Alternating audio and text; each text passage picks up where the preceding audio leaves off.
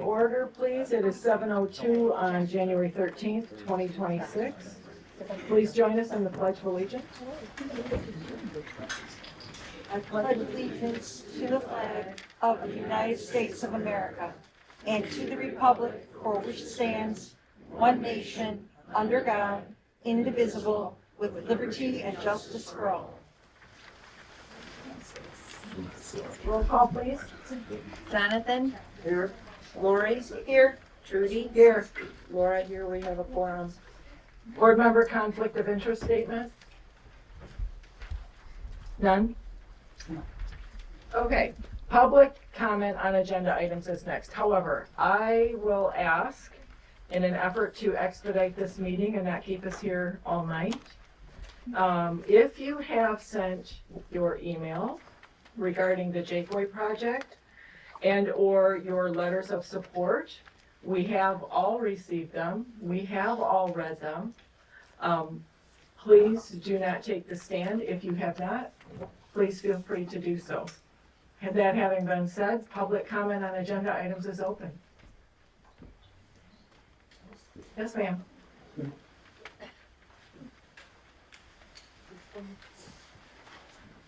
Good evening. My name is Mary Bauer. We've had a house here since 1990, and we moved up here full-time 2019. And I remember when Mr. Jakeway came to our board meeting when my husband was clerk, and he proceeded to tell the story about why he decided to do this project, and it was very touching to me. He and his daughter, when she was 14, decided that they wanted to do something with this piece of property that they had, and they always talked about it. And when she got to Northwood, she designed a whole design for this business that she thought would be really good for this particular piece of property. And it was so well done that she won a scholarship from Northwood University for this. And she's still there. She's 21, and she's just really excited about this. Mm-hmm. And his grandfather started this business, and so it's a generational business, and she wants to carry the torch and come here and move back here, which I wish more of our kids could come back here and live here if they had jobs to offer. And that's why I'm a big proponent of this particular project. It's going to bring jobs and just another beautiful feature to our community. And I just want the board to understand that. So thank you. Thank you. Anyone else who hasn't? Yes, sir. I'm not sure. You said if you'd sent letters regarding the Jakeway, which I did not. I did send a letter regarding the applicants for the township vacancy. Yes, sir. Yeah, I don't know if I put it this way. Just wanted to speak a word of support for Jan Dillahay. I think she has a skill set and background which are conducive, which are helpful to you guys. You have some major projects going. We've gotten your letter. Thanks, Scott. Take it. Yeah, thank you, sir. Anyone else with public comment? Yes, ma'am.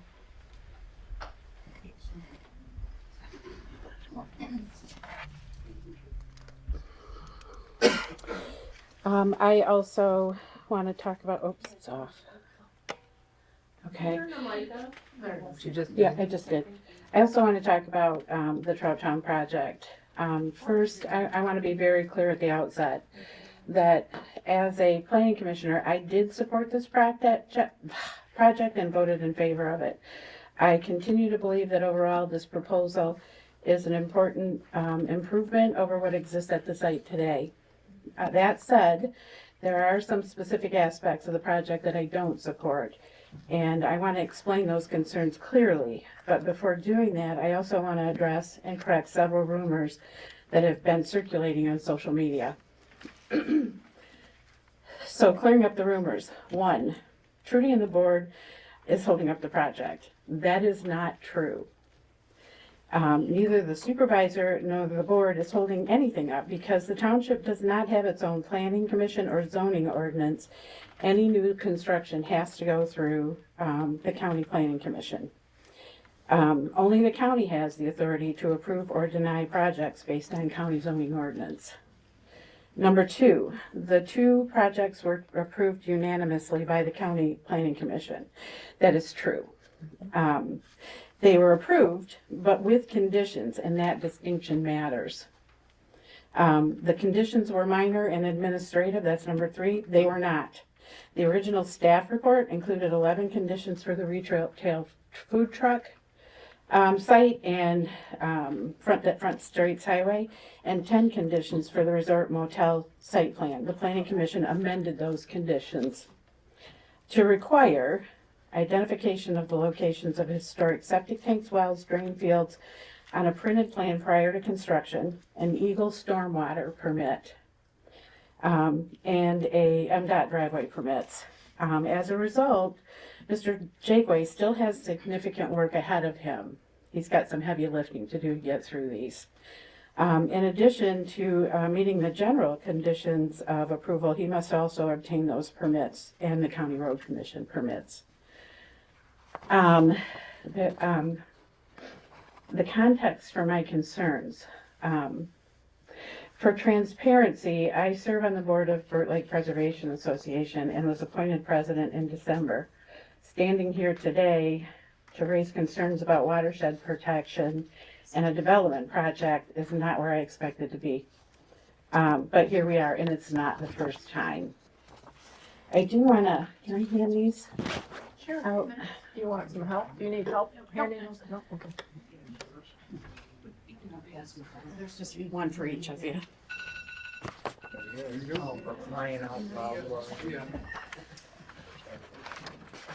So, last year, the Tip of the Mitt Watershed Council and the Mullet Area Preservation Society MAPS contacted BLPA, the township, and the County Road Commission after discovering there were unacceptable levels of salt-related chemicals in the Little Sturgeon and the Indian Rivers. The source, and Trudy can comment to that too, the source was believed to be excess snow removed from the roads and sidewalks that was dumped in Marina Park by both entities, the CCRC and the township. So even though there was some filtration, road salt and de-icing chemicals were still leaching into the rivers. The groups worked together to identify a safer alternative location. This is relevant because it demonstrates that filtration alone does not necessarily prevent contamination of our waterways. And then there's the McDonald's precedents, and I gave you the plan for that. This also mirrors what occurred at the McDonald's project. On September 3rd, the Planning Commission tabled the project until October 22nd because the original stormwater plant did not meet MDOT requirements. The initial proposal was to divert stormwater into the deep ditches along 68, which drained directly into the river. MDOT rejected that approach and made it clear that no additional stormwater would be allowed to discharge into those ditches. So they revised the plan, and you'll notice a long tube on that drawing. That is a 68,000 gallon chamber detention system.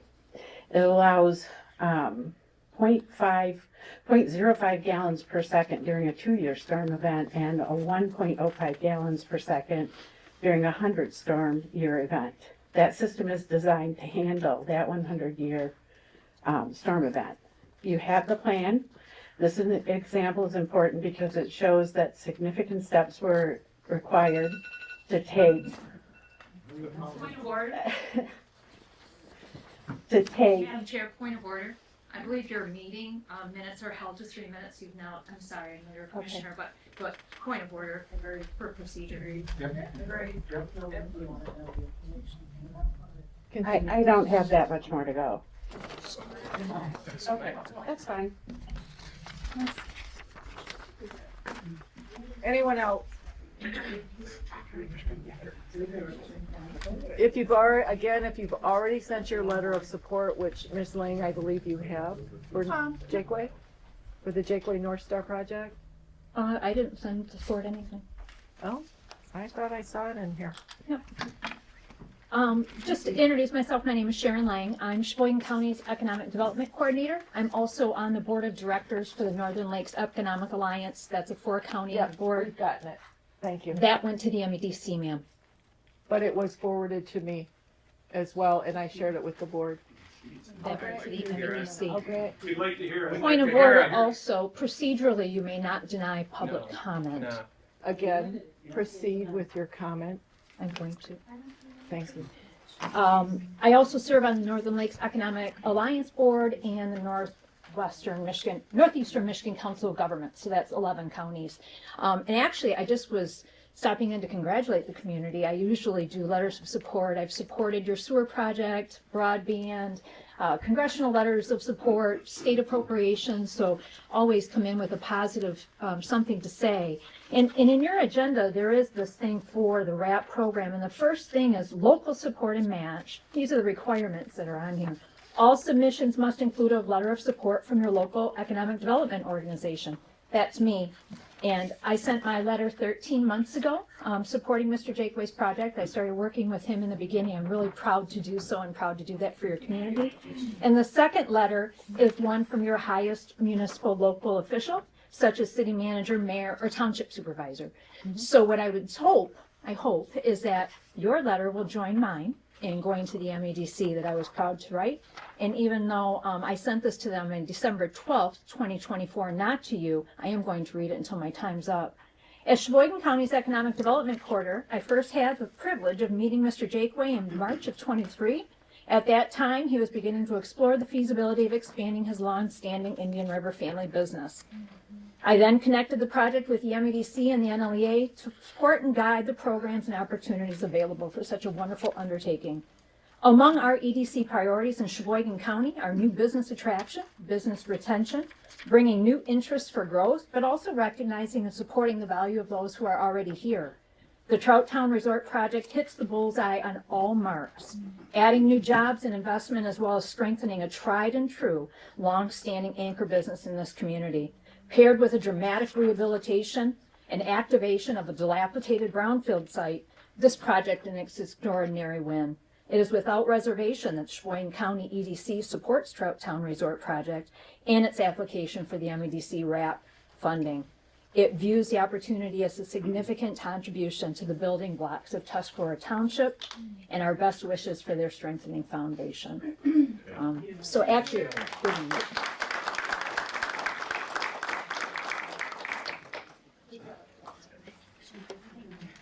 Any other public comments?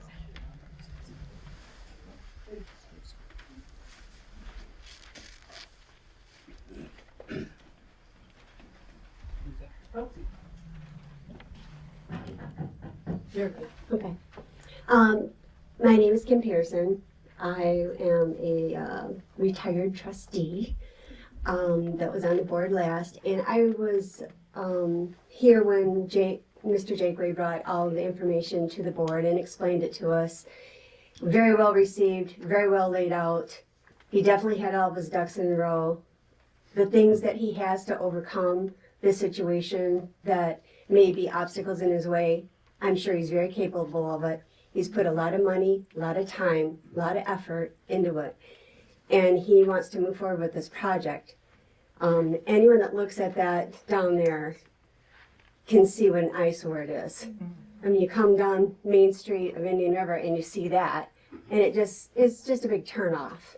And he wants to do something really nice, and it's going to bring more jobs and more growth to our community.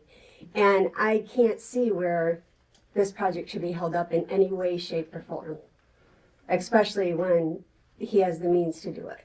So I hope that you guys will take this into consideration and get this pushed through the door and get it going in the way that it should. Okay? Thank you.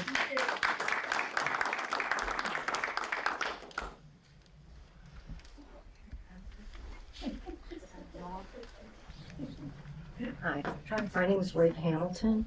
I just wanted to bring up a couple concerns people in the surrounding neighborhoods have. Our Sturgeon River concerns includes the impact from the storm drains, the erosion from the loss of trees, increased boat traffic on the river, and any potential negative effects on this blue ribbon trout stream. We're questioning if all environmental approvals have been received and what steps will be taken to ensure that the river will not be harmed in any way. Another concern that we have in the area is about noise. And we wondered, what are the plans to address neighborhood noise concern? Who enforces the existing township noise ordinance? And will they be available to address any complaints like 10 o'clock at night afterwards if somebody over there is rowdy and making all kinds of noise? We don't know if we'll be able to call anybody then, because if somebody comes over after it's over, it's going to be too late to do anything about it. The last thing that we were just questioning about, we're just a little confused about. We had seen on a Facebook post that it said MEDC requires a letter of support from the township, or the project will not be funded. So we just were questioning, what is the funding and who does the funding for this? So, thank you. Any other questions? Public comments? I have just one. My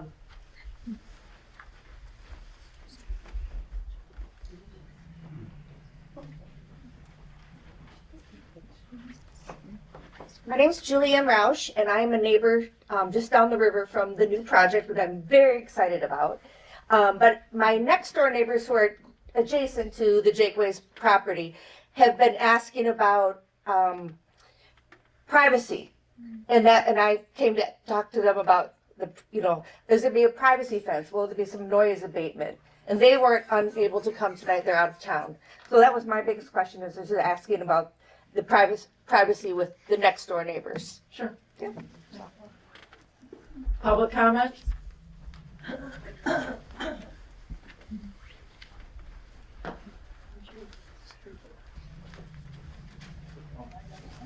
My name is Jeff Milner, resident here for 33 years and a taxpayer.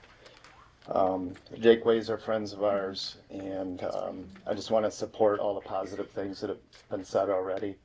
The lady that talked about Laney's dream kind of stole my thunder. But I do know that this has been a dream of their daughter for a long, long time. And Jeff and Brooke and his family have spent years and countless hours and dollars putting a lot of thought into this.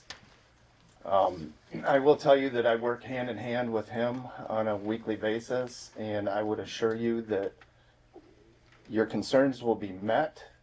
Everything that they do is top-notch, very professional, and if I can be a part of that project, I would be proud to say we have our name on it.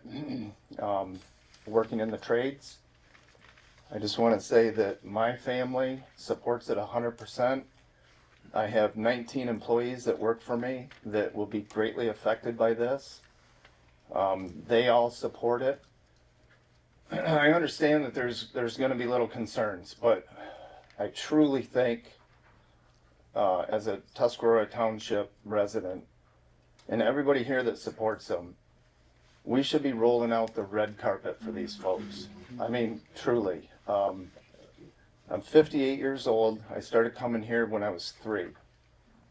And all I can remember is it was ducks and a lot of retired people. And there's nothing wrong with that, right? I don't want to offend anybody. There's nothing wrong with that.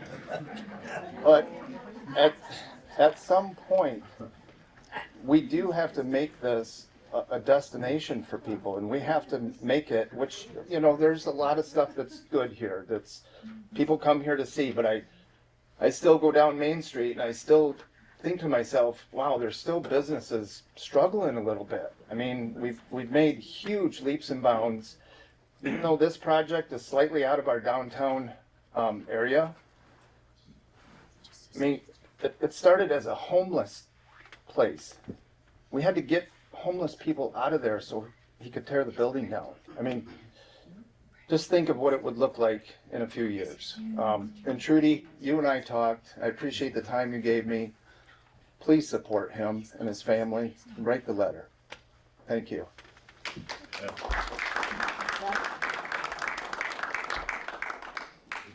Be here all night.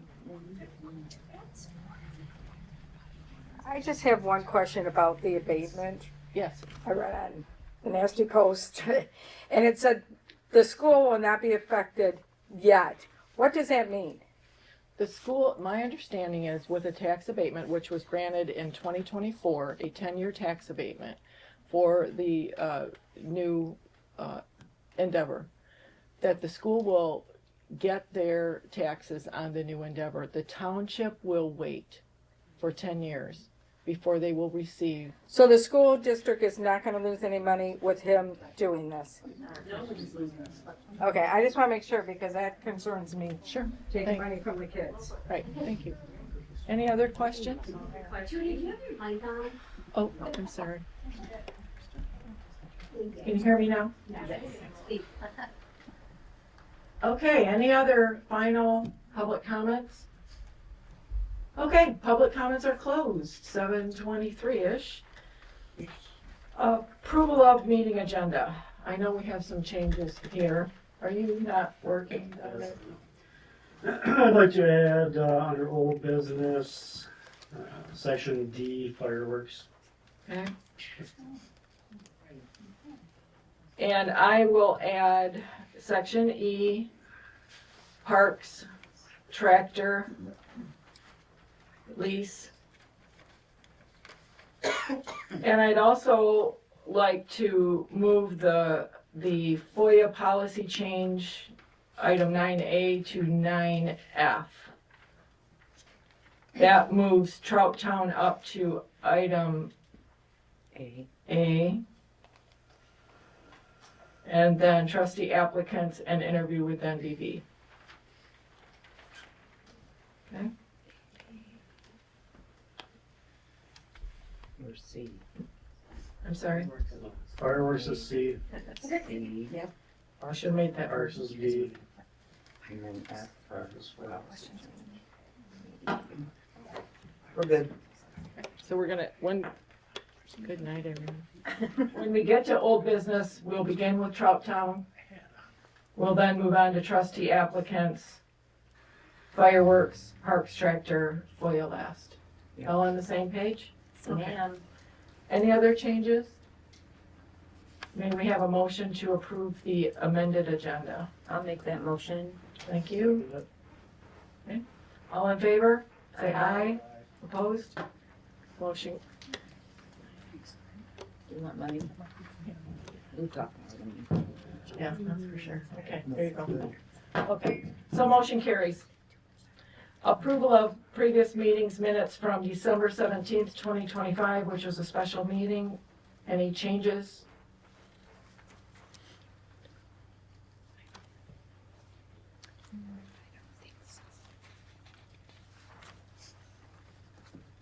I move that we approve the, thank you. Approve the meeting minutes from last special meeting, December 17th, as presented. Support? I'll second it. All in favor? Aye. Motion carries. Great. All right. Reports, Mr. Corporon.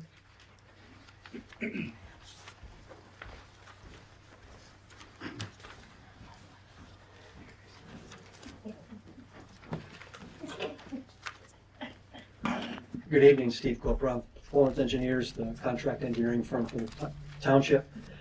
Here to talk about the sewers. Pretty quiet right now. There's been no work since December when Grand Traverse Construction finished up their work at the wastewater plant. You have their pay request for that work on your agenda tonight, and then a change order extending the final completion date towards the end of June. All their work's done, just have punch list items. They have a little bit of paving to do up around the building, some minor restoration work and some reseeding, and some touch-up exterior painting. None of that can be done right now. It'll have to be done in the spring. But things are up and running fine there. The other contractors, the phase one contractors, Matt's just has mostly grinder pumps to keep putting in individual homes. They'll be scheduling those with people starting again in the spring. They finally had to shut down a few weeks ago due to it being frozen out for the winter. I forget the exact number. We have over 40 hooked up to the system now, though. Most of those are winter hookups, though. I mean, seasonal homes. But I checked all the lift stations today, everything seems to be working fine at those. Elmer's just has the upgrades to do over at the Arthur Street lift station in the spring, and we'll be done with that. Walton will probably be starting March or April, depending on when frost laws come off, working up on phase 2 again down to the south part. So I don't expect any work for the next couple of months. We are working on, this is the bid documents for the addition for the wastewater plant. Because it's EPA BABA money, the same rules apply as for the whole $4 million project, even though this one is going to be a fraction of that. But that's why the federal government, one size fits all. So that's why this is a big package. But you'll see that soon, so we can get that on the street to get that work underway. The other things we've been working on most in these last couple of weeks is trying to get the finances cleared up after the government shutdown. USDA is all caught up. All the contractors have been paid for the USDA funding portions of the projects. EPA is almost caught up. Sounds like tomorrow it should be submitted and approved for the one from last month. And then there'll be one for next, they'll be approving tonight, hopefully. That'll be submitted in probably about a week now that we've got that ironed out. The township and I are still working with Eagle on trying to get caught up on the 3 pending pay requests for those. We really want to get the contractors paid for that. But there's really nothing controversial on those, that pay request or the change order, unless you need me to stick around for when you get to that, or if you have any questions, I'll be more than happy to answer them. I don't have any. Board? No. Had a good meeting tonight. I'll be back next month too. Even though there's not much going on, it's still a good information exchange. A lot of the talk tonight at the sewer meeting was on phase 3, getting how they need to get organized and get the petition process going, which is the next step for that. So. Okay. I don't have any questions. All right, thank you. Sounds like you got bigger fish to fry tonight, so I'm gonna get out. Wise. Thank you, Steve. Okay. Yeah. Okay. Bills. Okay, we have. That's why I got yours. We'll share. On the invoice register, we have 80 bills in the total of, or 80 invoices in the total of $107,918.03. Okay. Any questions on the bill?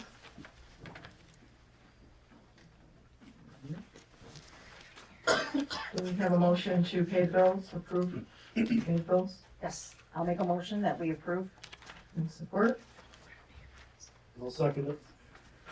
All in favor, say aye. Aye. Motion carries. Treasurer's report. Since we do have a big agenda, the only thing I want to remind people, the U.S. Postal Service changed their postmark rules.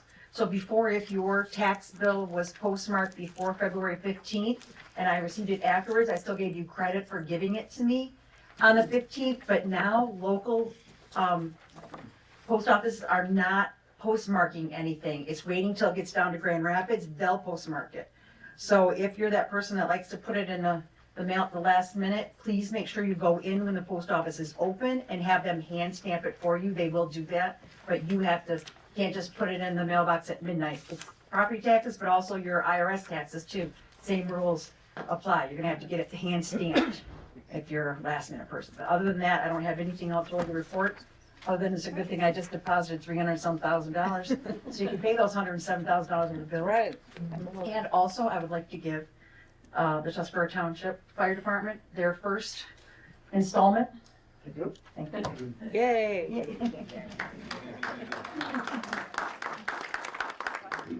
We leave now?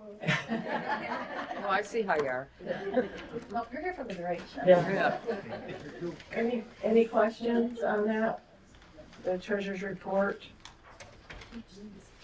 Do we have a motion to accept that report? I'll make that motion. I'll Support. All in favor to accept the report, say aye. Aye. Aye. Opposed? I'm sorry, Chris, I'm mumbling. Correspondence, a lot of correspondence. A lot of correspondence, which has been fun. Airport, it's closed down for the most part. I mean, you can still get airplanes in and out. We've closed down the restroom portion to prevent a freeze like we had last year. DDA, I don't believe we have a DDA. We're still working on the pathway, pursuing that. That is out for bid, not getting much activity there. FOIA requests, we've had 3. Library.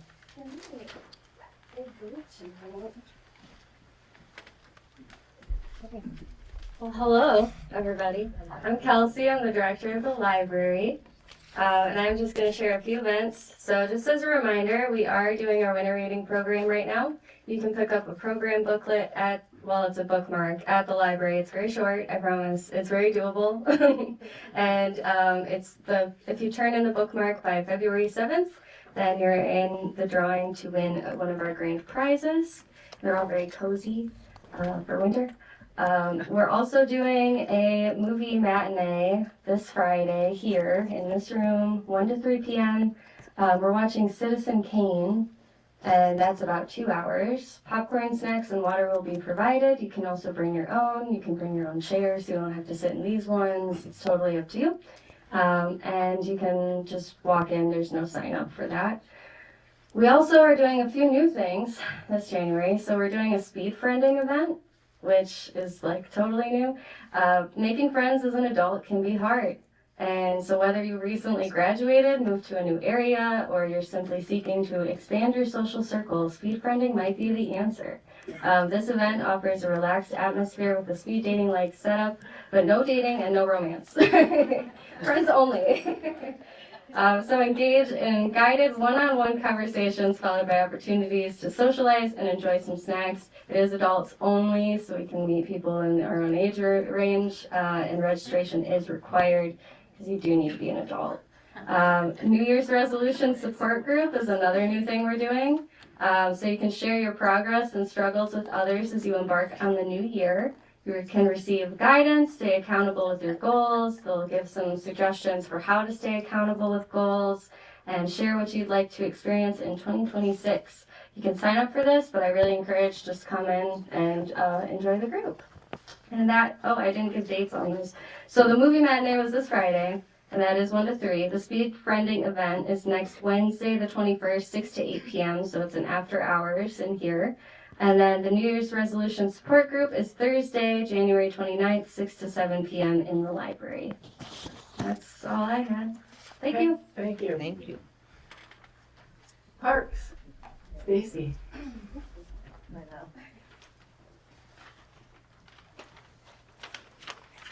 Hello, I'm Stacy Cole. I'm the chairperson of the Tuscarora Township Parks Commission.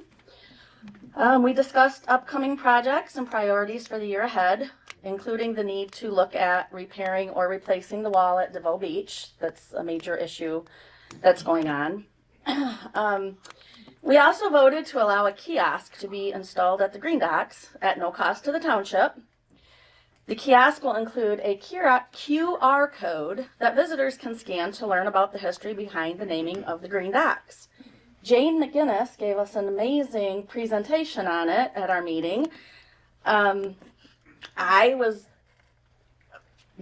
very impressed. I've lived here for 56 years and I never knew why it was called the Green Docks. I've asked my grandkids if they knew why it was called the Green Docks, and I did not know until we had this meeting. She presented an excellent video and shared historical information on the topic. The presentation was well received and provided insight into a question many residents have wondered about for years. So Jane is going to be in charge of that and getting that set up. And again, it's no cost to the township whatsoever. The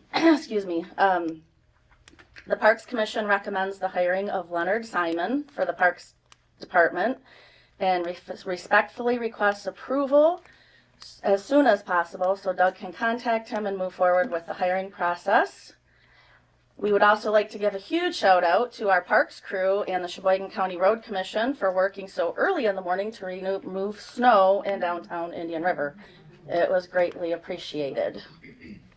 And I think that's all. Thank you. Vote on that now. Yeah, we can vote on that now. Did you have a budget limit on that? Is Leonard going to be, It would be the same as what Jamie was getting paid. but as far as is he up to how many hours a week? 40? Yeah, everything, it's to replace Jamie's Enki. Okay. SIMON.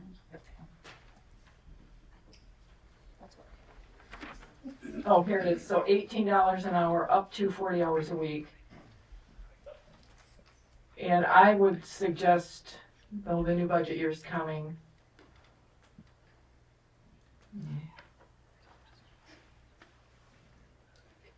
Do we anticipate him starting when? Do we know? As soon as possible. It's all contingent on, oops, sorry, you okay? Snow or the board?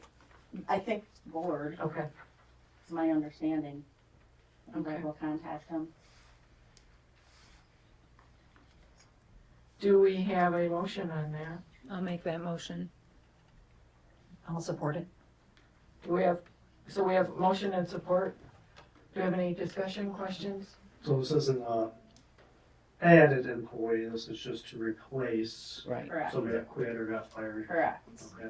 And the budget does seem fit, as far as your knowledge that. Yes, we had it This is budgeted supported. in to hire another full-time person, and we did, and then he found a different position. I believe it was before Thanksgiving, so he's been gone for that long.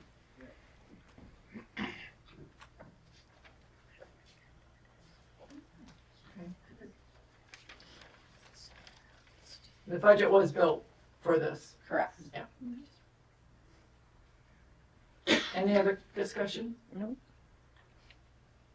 All in favor, say aye. Aye. Opposed? Motion carried. Thank you. I will let them know. Thank you. Police chief. Chief. Where did we reach? There you are. Hi. So I got some 2025 stats for you. The year 2025, we responded to 2,396 complaints. We arrested 61 bench warrants, 75 misdemeanor arrests, 88 traffic arrests, 18 felony arrests. We gave 2,316 verbal warnings and 279 citations were written.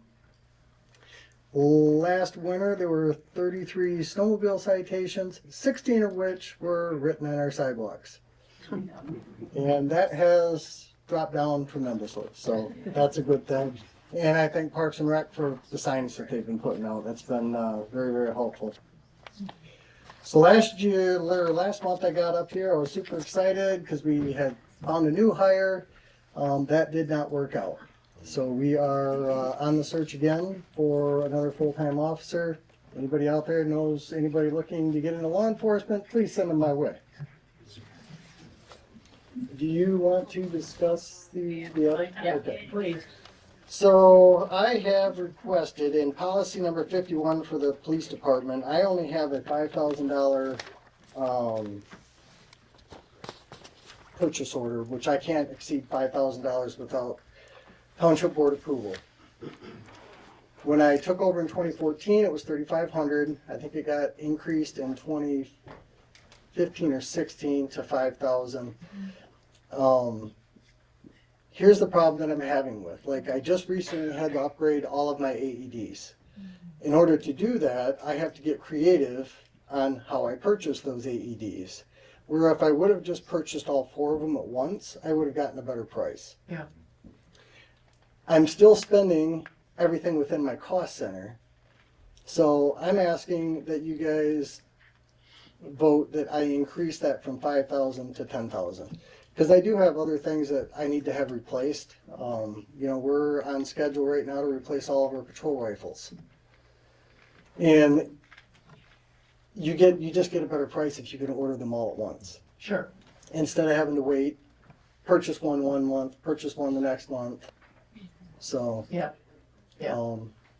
Okay. So yeah, that's what I'm asking. Okay. Let's, do we want to, Because it is a department policy, you guys are gonna have to make a motion, and then I will need a roll call vote as well. okay, okay. So we need a motion to increase the police department purchasing policy number 51.4, up to $10,000. I guess I'll make that motion. Do we have support? I'll support that. Thank you. Any discussion or questions? It's been 11 years since a increase has been done. Obviously, we're all day-to-day working Americans. We know that inflation has struck very hard, so I think it's appropriate to increase that. I agree, yeah, I agree. Any other comments? No.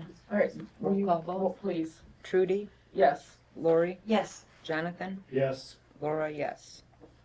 that's a unanimous vote. Thank you. Thank you. I appreciate it, and I see there's a lot of other things on the agenda tonight that you'll probably be asking me questions like the township HVAC, so I'll be talking to you later. Thank you.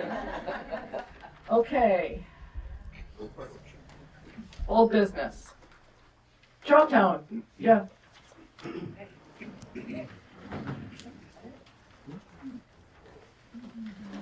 Didn't request tripods, but I just have a few visuals. I'll try to kind of show each individually, and then I don't know really where maybe we'll put. Do you want us to? Yeah. And then the actual site plan, just to give everyone kind of a view of what this looks like here. This here section on the other side of the river, this is the Sturgeon River, this is 68. And thank you. A couple pictures of what it looks like. But River's Edge right here, formerly known as Wilson's River's Edge, now River's Edge. Great breakfast, great lunch. I'll put that in for everybody. And we have recently purchased that 3 months ago in adding to our development here. But we have a food court on this side that'll have 3 food trucks in it, some retail here. Ice cream shop in another retail building, about 1,200 square feet on those. A butterfly and greenhouse, so it'll be 2/3 greenhouse for plants, that's what we do. And then a third that'll be a butterfly house, and then 12 cabins that'll be on the river behind Ken's Market. So it's a sizable piece of property. Right now, all we need with the MEDC is a letter from the township or the township supervisor for this commercial setup. That is the only thing that they're interested in and adding any funding to. So that being said, you can set those there. My name is Jeff Jakeway. I am the owner with my wife, 3rd generation owner of North Star Gardens that started in 1939. My daughter, as someone said earlier, was a part of this whole development. In fact, ironically, we were on Wilson's River's Edge side, and I'm showing my family and my son what we would be hoping to do. I get a little emotional because that was 7 years ago. And so my daughter was 14, she's now 21. My wife and I don't need this. We have employees here, and we've been doing this for 28 years of our life. So my wife and I took over when we were 21 years old. And we have blue-collared our way through it one day at a time, over and over and over and over. With some of my greatest employees in the back that manage a lot of our company, and my mom and other staff that's here, we can live out our days doing just North Star Gardens, Starboard Builders, River's Edge Restaurant. We have a landscape center in Gaylord, Michigan that we started back in 2010. And our gravel pit that's off Reams Road. We don't need anything else. I am busy enough. We have 85 employees, 75% of which are residing in Sheboygan County, 28% of which resides in this township, Tuscarora Township. But my wife and I made a decision when we were probably 23 years old, that we can take the fruits that has been planted, or corn that has been planted by generations prior to us, and live out our life, and we'd be fine, right? Or we can make a decision to plant. And that's how all of this has come about, from our Gaylord store to the gravel pit to most recently River's Edge Restaurant. We're again making that decision. We can, I'm never going to retire. I'll be hopefully 90 years old and still rolling the dice and trying to build something. It's just, I'm an entrepreneur. It's who I am. It's what I love to do. I never want that monopoly board taken away from me. I truly roll the dice every day, and I pass go, I get $200, I land on luxury tax, and I'm upset, right? And when I still play my son today, my life is no different than that. This year is a roll of the dice. I had someone, say, what about the MEDC grant if it doesn't go through? The MEDC grant is for $1.5 million that's given to the state of Michigan. If it doesn't come here, it goes to Grand Rapids, Lansing, Detroit. Last year's budget was $30 million. It has been now cut to $6 million for this year. So this gets super competitive now with the whole state of Michigan. And so I've had people say, well, I don't want my tax dollars going to that.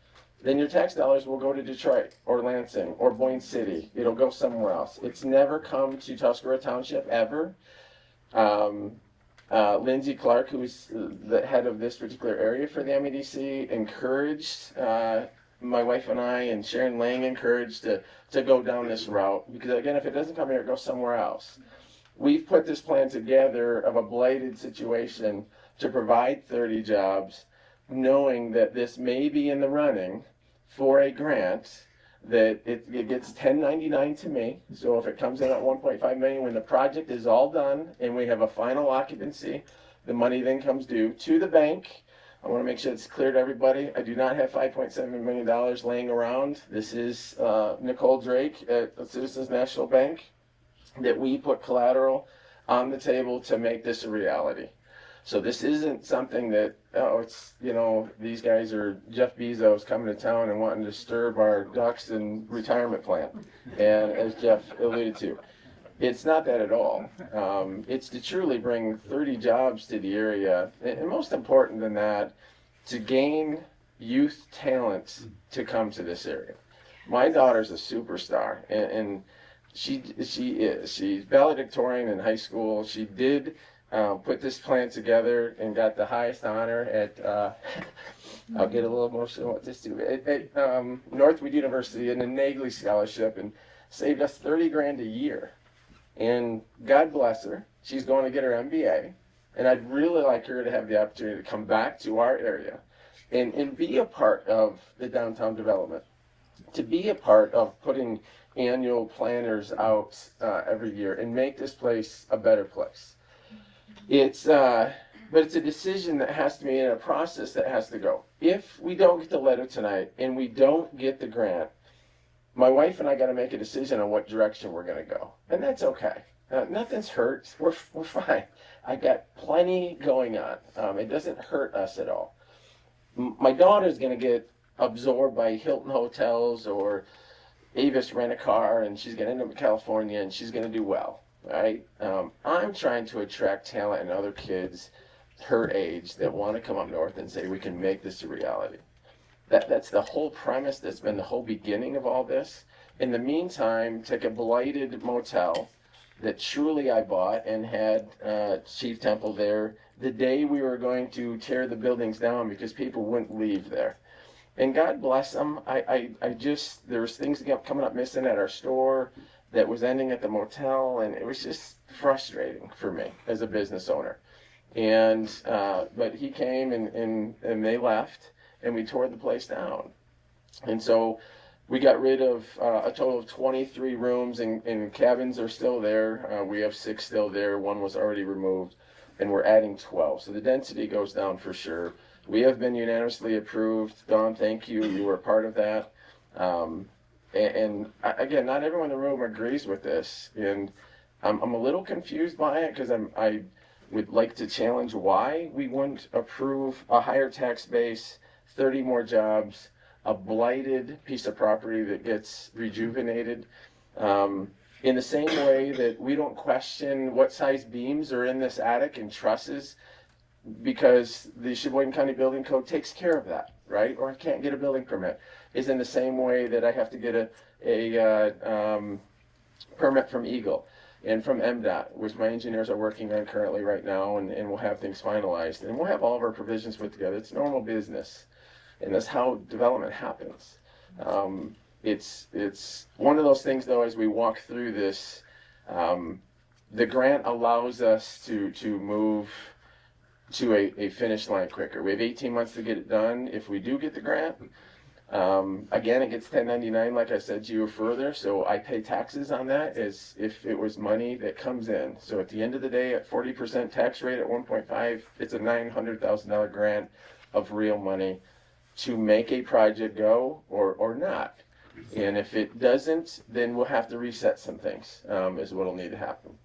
And again, I'm okay with that. So this isn't a all or nothing or North Star is going away. We've been here a long time. We're not going anywhere. But this is an opportunity for our township to take something and make it beautiful. You know, do we have a traffic bomb for 2 weeks out of the year? I agree with that. And every county does. I think it's a moot point to understand that would this add more traffic? I mean, isn't that what we need to a certain degree to have thriving business and have people fill the church pews and put money in the offering and fill this building and support local everywhere? I mean, isn't that what we need? So I'm confused by why you wouldn't support this, giving those parameters. To the Roush family, we own acreage of evergreens. So yes, we won't have a fence. It'll be a live fence, trees, beautiful. As far as a screen, I've had comments of what about all the smoke, which is kind of laughable because I think there's 300 and some right across the river at Burt Lake State Park that blows over. But it will be all gas fire pits for the 12 that I have, so they are smokeless. So that was the beginning. We were going to do that anyhow.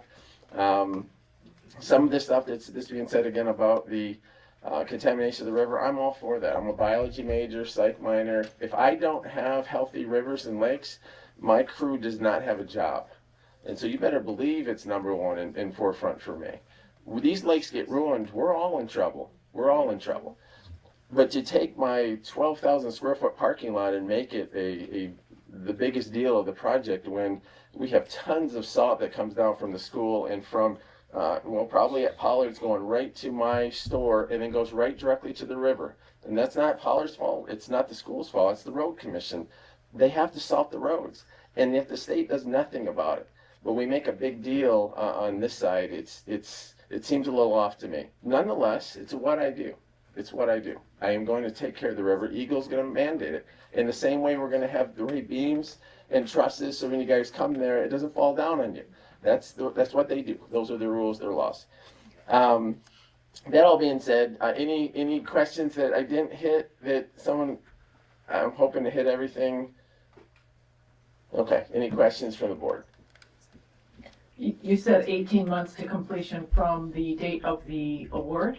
From the date that we actually break ground, that we'll set a date with MEDC. They allow extensions, but they're pretty tight on that. They want to see things that turn quickly. They don't want to see things go on for 10 years, right? So this helps accelerate that to get it to a finish line. In that being said, too, I named a few of our businesses. Starboard Builders is another one of our businesses that will be building all of this. In the same way it built our store, it built our Gaylord store. We build a lot of barndominiums in the area. So we control our own timeline. Again, Jeff Miller from White Pines Electric. He's a good friend and a trusted ally in the electrical business. He does a great job with what he does. M&M Plumbing and Heating does a great job on what they do. I believe Jeff said he had 19 employees. M&M, I think, has 24. These are real jobs for our community. This isn't just the jobs that I'm creating. This has to get built. And so, again, we have more, I guess, control. I don't rely on Reith and Riley. We do our own asphalt. I don't rely on our excavating from somebody. We do our own excavating. But I do rely on subs like Jeff in electrical and like Scott with M&M Plumbing and Heating. Okay. Were there any other questions that people raised that did not get answered? Kim? No, moving on the dead end road across from your restaurant there. When you, say about the traffic problem, is there anything that you can do to utilize the road behind you between you Starbucks and Ends? Like, Absolutely. So that's part of the traffic flow that takes you to the light. Yeah. Exactly. Wondering about, you know, with that. Yep. No, so it is a dead end road. It does not go to the river. Matt from the Road Commission has clearly shown that the road that used to be there was the old main driveway. It goes between our store and Ken's Market. There are now cabins parked on the road, and River's Edge Restaurant, the road actually went right through it. So obviously none of those building permits could have been pulled without the road being abandoned. So again, we're working on getting the rest of it abandoned to the back of Ken's Market, because the Road Commission doesn't want it, Matt does not want it. It makes no sense. We take care of it. We've paved it. We've done nothing to involve the county in bringing any money into that on that side. And he's been told by his council to clean things up like this. Again, we're working through that now.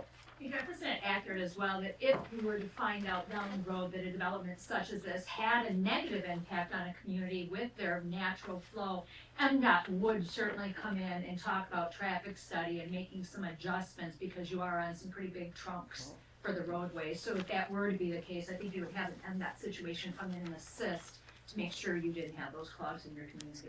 And yes, we're working with them now to avoid as much of that as possible, but do I anticipate having a 4-lane highway through Tuscarora Township? Guys, it's not happening. You know, it's just not happening. We don't have that here, nor do any of us want that here.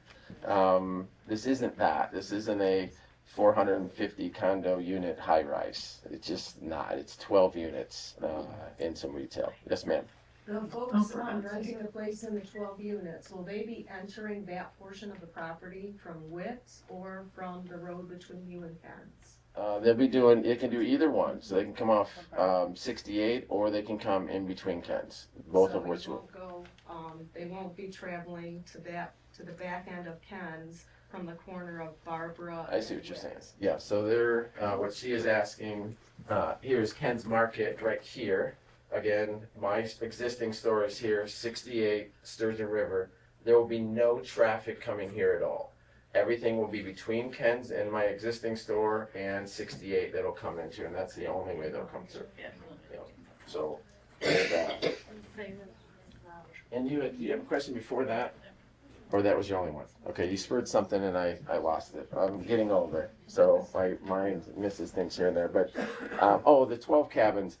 And so some people have made the comment of, we don't want any more short-term housing. And MEDC has made this also. They're not giving money to short-term housing right now. They're giving money to rehabilitation of the commercial district because of the job promotion. And I fully am for that.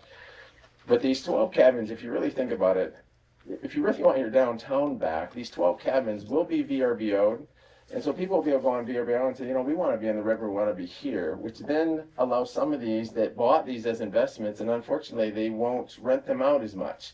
They don't rent them out as much, they won't make their payments. They don't make their payments, they're going to put them back in the market, so single family housing can then become available and people can move back into the area. So I've heard that the other side, it doesn't quite make sense to me, because I'm putting 12 VRBOs on the market that is strictly for VRBO, strictly for. This is not a housing development for workforce housing. This is strictly VRBO. People come, grandkids want to stay in a tent, and the grandparents don't. We will have a place for them to come and be warm and cozy and not need a chiropractor the next morning. But it will hurt the downtown area of VRBOs. It just will. Because there'll be 12 more that's on the market. And those will have to make a decision. Like I said, do they stay or do they sell them? And then they go back on the market as, again, housing for families. This is what we need in a community. So, yeah. Okay, well, I appreciate the information. Yes. Just as a school board member, in the lights, the question was brought up earlier, will the tax base still stay the same? You and I had talked about that. Can you give some input on how that will help our school? Absolutely. So, moving forward, again, the 5.7 million, obviously you know that there's food trucks, there's furniture, there's site work, there's things that don't get appraised. I can muck that all out of Morrow, spend $800,000, fill it full of sand, call the appraiser and say, hey, I think it's worth $800,000 more, and he's going to look at it and be like, it's still the same piece of land. So although it's 5.7, understand it's not 5.7 of taxable value, and I think that's gotten lost, and this is widely known across the board from any development. So of course when it comes in and gets appraised in SEV, but it'll be a lot more than what's there now. This abatement that went through, the MEDC needs township, what's the word I'm looking for? Thank you, Dawn. Township contribution in order to have it be on the agenda for them to be in the running for this grant. Okay, so we've run through all this, and Sharon Lang did start about two and a half years ago when talking some of this stuff through. But right now, the SEV of the property is probably, $250,000, I would say. So I mean, for it to do nothing right now, the township and the school will get this amount of money forever and ever and ever if I do nothing. The abatement's for 10 years, okay? So in 10 years, it now goes to the new level for the township. So, and I think, Trudy, you said it's $1,700 currently right now. So it's $1,700, and for 10 years, the township will still get $1,700. So I've heard people say that, well, you're taking money. No, if we don't do this, they'll still get their $1,700 if we do nothing there. The abatement's for 10 years, which it's now 9 years since it's been signed, that again, it will again reset to the new value, the SEV of the property. So it's still, the township still gets $1,700. I'm trying to bring something to the community that makes sense for the community. And I think some people think abatements and they think that we got something for free. I'm still paying the same taxes I'm paying now.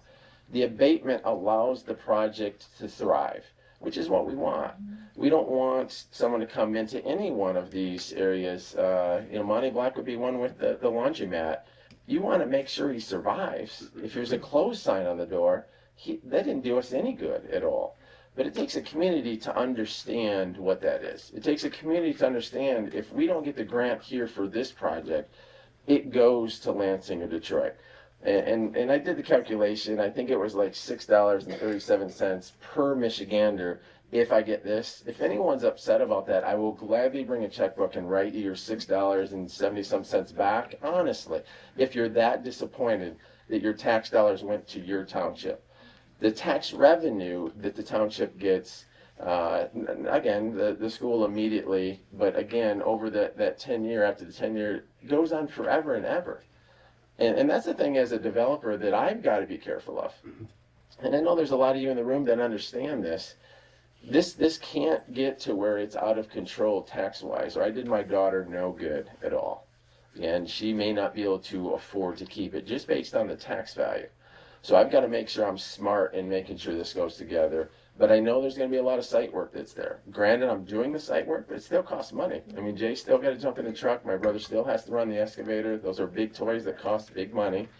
And so it's part of that $5.7 million project's total cost. Okay. I just wanted to make sure that you're aware that BLPA is supporting this, but we do support this project. We do. We just want to make sure that we're working with Eagle to make sure that there's not salts going into the water. Your current plan may allow that to happen. We just want to make sure we're protecting the waters. And Don, I appreciate that. I know Jim's called me also from the Mullet Lake Preservation Association. Am I saying that right, Jim? Yep. And him and I talked in extensively on this same project. But again, that's Eagle's responsibility, and I know you're the president of it. But Eagle's going to have the final say, right? They know what's there in the same way that the Sheboygan County building code knows what's in these rafters to keep us all safe, right? So, and again, that's my life too. I want to protect the same lakes and rivers that we all enjoy, and I want my kids and my grandkids who aren't even here yet to enjoy. Couple questions. So this, because we do not have our own master plan that's expired, so this will, in reading through the requirements, I just wanted to make sure that this will meet the Sheboygan County master plan, which, has that been finalized? No, they're gonna start working on it, I believe in January this month. Okay. Secondly, 30 jobs. Are they full-time, part-time, seasonal? Yeah, What are so- you anticipating? Yeah, so the COVID kind of messed things up, right? We anticipated having our coffee shop and our gift shop open year round, and then COVID came, and I had people with sniffles, kind of like what I have tonight, and didn't come to work the next day. It was very difficult, and I didn't blame them, but it was a very tough time for my wife and I to figure this out. Once this is up and rolling, we intend to open everything up. We'll have 12 cabins there. People will be coming to stay there. They can come get coffee in the morning. They can get dinner at night.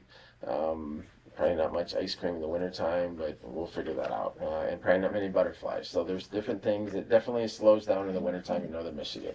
But we intend to make sure that we keep people working. The cabins being cleaned, obviously the people doing prep and food. And these aren't just food trucks, food trailers. These are old-fashioned, vintage, retro 1970s trucks that are beautiful. It's going to be super unique. When you walk in there, you're going to say, wow. We went to one when my family went on vacation to Wisconsin Dells. If anyone's been there, it's pretty, crazy place, right? Everything's oversized, and they have this place called the Grateful Shed. And that's where we got the idea. That was about 6 years ago. And this indoor food court. And but it was super unique, Volkswagen Bug, flip top, just fun. Not just your normal food truck trailer that'll be on the inside. But they'll be working there, as well as the retail stores, which will sell a lot of northern Michigan stuff, Burt Lake, Mold Lake, all the stuff that we have here, as well as Indian River, and as well as our Trout Town apparel. So we anticipate that maybe some of your retail will be open year-round. I plan to open all of it year-round. Now, again, we'll have videos, and yes, I said it. And if COVID happens again and I shut down, don't knock my door down. I'm doing what I can, right? And I think the two employees there in the back there know, Jay's been with me for literally decades now. He started when he was 18 years old with me, straight out of high school, and he is my main guy. And I keep him busy. And any of my employees, if even Lacey Green, who we just bought River's Edge Restaurant, great breakfast, great lunch. She just excellent family and great people. And don't go there because we own it. Man, those people are outstanding. There's 21 of them. So when we first went to buy that, I was buying it sight unseen, book unseen. I just wanted the land so that if we did this, I didn't have to look across at something I didn't want to look across at. And when I met the Green family, and they were so passionate about what they do, and they heard our vision and said, we'd really like to keep this rolling. And I'm like, if all 21 of you want to stay, I'll keep this rolling. And they've committed to me, and loyalty is a big deal to me. That 7-letter word is super important, and they've done that already. And is it going to make money? If it makes 20 grand a year, I'll be lucky. It's just restaurant business is here, and that may sound like 20 grand's a lot of money, but not in an investment world. It just isn't. I probably could have put money in a CD and made a lot more, right? And so. But it's tough, and a lot of you that have restaurant, experience know this. But 21 employees saved in this Tuscarora Township, I really ought to be applauded that someone would come and do that. And I don't need an applause, but this is the same thing in this. And what Jeff said about the red carpet being rolled out, I've been confused on why we have any throwback on this, given how we presented this and put this together. And I'm trying my best to make this work for everybody. And Trudy Maves and I met a few times over coffee, so we get to know each other and figure this out for our township and for our community. It's not, sometimes it gets to this us and them thing, and it's confusing to me. And then the people like Lacey and Johnny Green get caught in the quagmire of it, and they gotta leave, and they gotta go somewhere else. Because we all bickered over things that, I call it majoring in the minors. We need to start majoring in the majors, and part of that is focusing on jobs and real lives that we have here in Tuscarora Township. Well, I agree, and I think we've heard a lot of questions and concerns tonight, and I think you've answered a lot of questions. You and I have spent a lot of time. Jonathan was in on a meeting a week or so ago There's a lot of misinformation out there, a lot of speculation. You know, rumors, yeah, exactly. And so when I ask you what your dream is, that's just what I mean. What is your dream? Because we all know it takes baby steps to achieve the dream. So again, I'm not holding you to something. I just want to help me see the vision and maybe help a few others see the vision as well. And again, just so that, and I've spent a lot of time reading and chatting back and forth by email today with Lindsay, and she was unable to come here tonight, but again, I'm trying to fit you into the different slots. This is one of perhaps many grants that may be available. Am I understanding that correctly? I don't know of many grants, but there'd be a few buckets that it could go into. Okay, thank you. Yeah. So, and one of the things under, and this is in the board packet for anyone who's interested or has it pulled up, under bullet point 6, the most competitive proposals will include a financial contribution from the local unit of government. And that was clarified that is the abatement that was granted in 2024.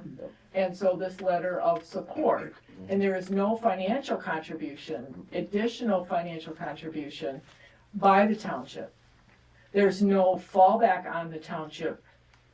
Heaven forbid. No liability to the township. Something happened. And those are questions that I felt compelled to ask. And I was assured by our legal counsel as well. So, I think, just a question that I have knowing your background. There's an awful lot of hardscape. Are you gonna do something with rain gardens? Absolutely. So both rain gardens and plants that's what we do. So if I just think it's a great way for you to display what we do, absolutely. Yep. 100%. Yeah. Okay. And again, I agree with the LPA. We've just come through that terrible winter storm. The Sturgeon River took a beating, as did all of our lakes and rivers, with debris, trees. I think it's imperative, we're not making any more fresh water. And we have to do everything we can to protect what we have. And the Eagle's in charge of that. Yeah, exactly. Well, and to that end, do you know the time frame with all these permitting? Because time is of the essence, and I appreciate that. And I will eat my fair share of that elephant because we were researching answers. So do you know what, I mean, you have to get a letter back to planning and zoning, accepting their conditions, and then what is the time frame on getting your permitting? First and foremost is a letter from you, my township supervisor. Then that goes to the MEDC. The MEDC then vets it, puts it up against other complex situations like you see in front of you in other counties and other districts to see if it even wins. Or it doesn't go anywhere. I got to reset it at that point, right? So this is all based on getting the grant and how we're moving forward. So I won't be able to get a bank loan without it because it doesn't meet their criteria. So Nicole Drake's been very clear on that also, which is why Sharon Lang and Lindsay said, hey, this is a great project to at least go down this alleyway. And it's been 2 years. So this has been a long trip. And they let me know it would be. And I'm okay. Like you said, I'm not... maybe there's moments I was frustrated, let's be honest, but all in all, it's going at the pace that it needs to go. Although I would add, as far as Eagle goes, and I'm sorry, just a professional standpoint coming in, once you do have the ability to get into the actual queue at the MEDC, when your letter perhaps matches the one that we submitted from the EDC, you can go back to Eagle for phase 1s and 2s. Eagle does have some funding that will help make them aware of the program and the project that's happening. And so there is a chance there for the project to then start going to those agencies and getting things lined up. If they know that it's serious, they're getting their boxes checked, and then they can proceed with some of those tricky things that will need to be done, especially on Eagle's side. And we find really in Sheboygan County, Eagle out of the Gaylord office, especially their brownfield coordinator, Julie Lowe, is fantastic. She worked in Sheboygan County for a very long time early in her career. She's a young woman. She comes up here frequently, and she was working on another project we have in Sheboygan, and I can tell you, they move faster than any other agency we worked with, and a lot of it is Julie Lowe and her team. So, and I know that Tom Johnson works with Julie a lot and with us, and so he would speak to her and vouch for that as well. So Eagle's not the big hair clogging the drain that it used to be. They're really doing a good job for small communities up here. Trudy, do you need help with writing the letter? No. Okay. Mhm. I didn't know if there's a certain criteria that she needs to put in it or just, okay. No, we reviewed that with Lindsay. It's a very brief letter, Okay. so. So, And so that's something that maybe you could get done if you guys decide tonight to do that, like soon? yes. Question, all right, so, board, do we have any questions of Jeff? No, I think that the community came up with a lot of great questions. You came up with a lot of information. So, the question is to request the board, a motion to approve the supervisor to write a letter. And again, this letter is important that it come from the board. On behalf of the Board of Trustees in support of the North Star project. Now, the question becomes, does it pend all permits or approved, a letter of support with approved per the conditions of planning and zoning? Correct. Right. So, to restate, motion for the board to approve the supervisor to write a letter of support on behalf of the Board of Trustees, pending receipt or approved conditions of planning and zoning. The second thing you said before So was. at this stage, and Lindsay will clarify for you, does not require that. That's a natural portion of this process. All they simply needed from you and I in that first line item, specific to the RAP program, so you have to specifically. Yes, we have to state that it's specific to And RAP. and so it's literally 2 or 3 sentences. Exactly. As I submitted, and in my capacity, they are not requesting you have that in there. It's nowhere in that RAP that's in your agenda this evening. It's right on page 4, that's in your own agenda packet on what they're asking in the first item. And just to that, board, obviously, if I get the grant, you send the 3-sentence letter and I get the grant, I still can't pull a permit if I don't have all those things met. So Correct. regurgitating again what a municipality already has under control. Okay. Yeah. All right. If the motion hasn't been stated yet, I'd like to motion that the board allow the supervisor to write a letter in support to the MEDC on behalf of Trout Town. I think it's kind of, to state that contingent on permitting or approval from planning commission. To me, this is just a approval that we support this project. I think Mr. Jakeway is perfectly capable of making sure his T's are crossed and his I's are dotted for any permitting, and I don't think that's in our avenue to state. So my motion is we approve Mr. Jake, or approve supervisor to write the letter to MEDC in support of Trout Town. I'll second that motion. Any other discussion by the board? No, I think, Mr. Jakeway, thank you for investing in this community. I think it's much needed. I've got little kids that I want to stick around here, and, grandkids and to come, and there's a reason why I stay here. This is a beautiful community, and I support it all the way.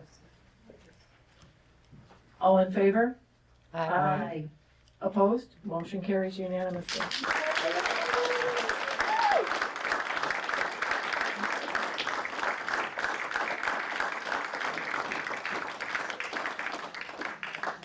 Next item on the agenda is the trustee applicants and interview. Do we have any questions for our applicants? We've all had plenty of time to review these.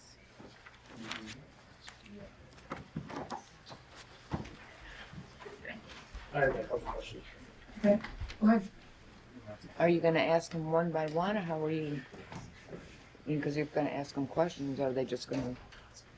Yeah, I guess we could have the 4 applicants, I guess line up here at the podium.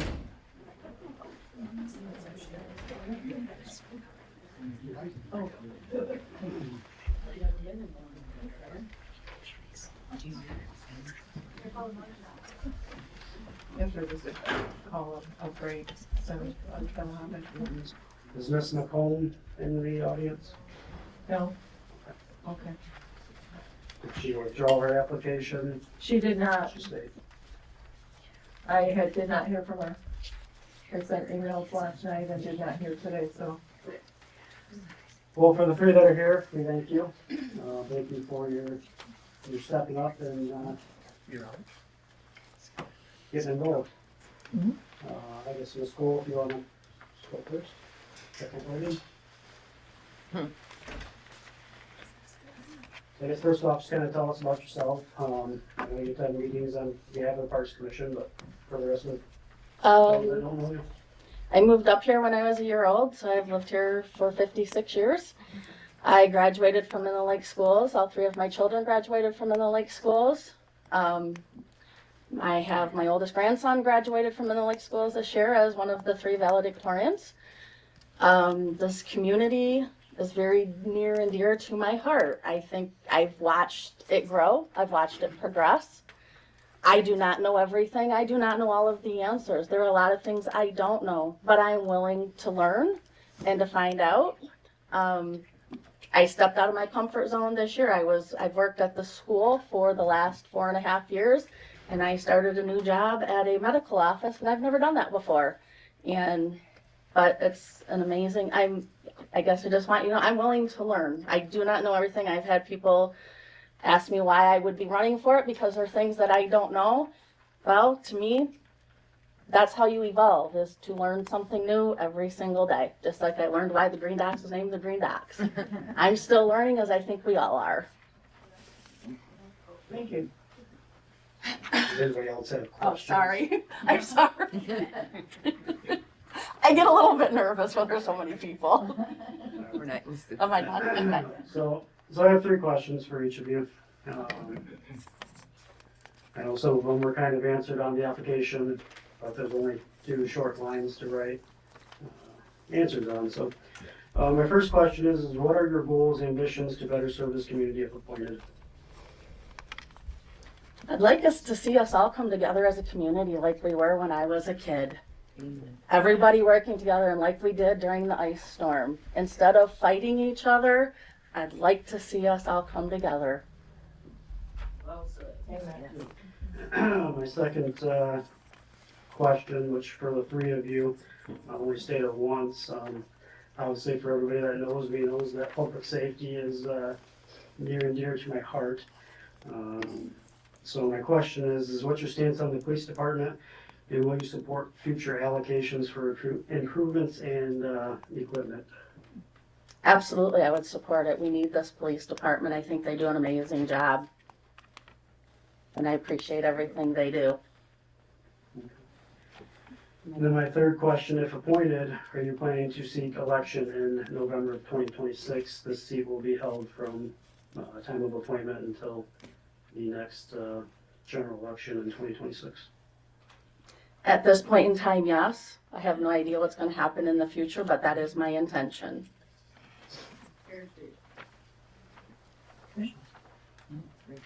Very good, General. Yeah, keep rolling. Run with that. My name's Tom Trout, and been a resident since 2015. Full-time resident since 2018. Retired from IBM after almost 30 years. I managed project teams around the world. I was going through some paperwork today and reminded myself that I have a patent from a piece of technology we developed, which it would be laughable today if I were to describe it. But so that's essentially who I am. And what was the second question? So the first question, what are your goals, ambitions to better serve this community if appointed? I'll do whatever I'm asked to. I will talk to people, find out what the issues are, attend meetings like this, and listen, and do my best to work with your team to make it happen.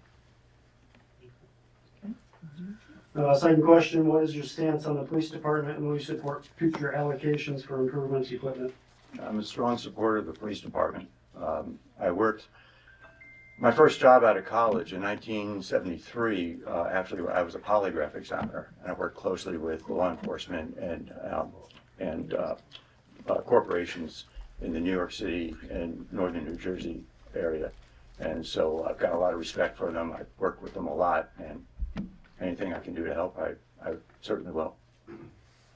And my third question, if appointed, are you planning to seek election in November of 2026? More than likely, yes. All right, anything else you'd like to add? No. Thanks for the opportunity. Thank you. Thank you, sir. And Ms. Dillard.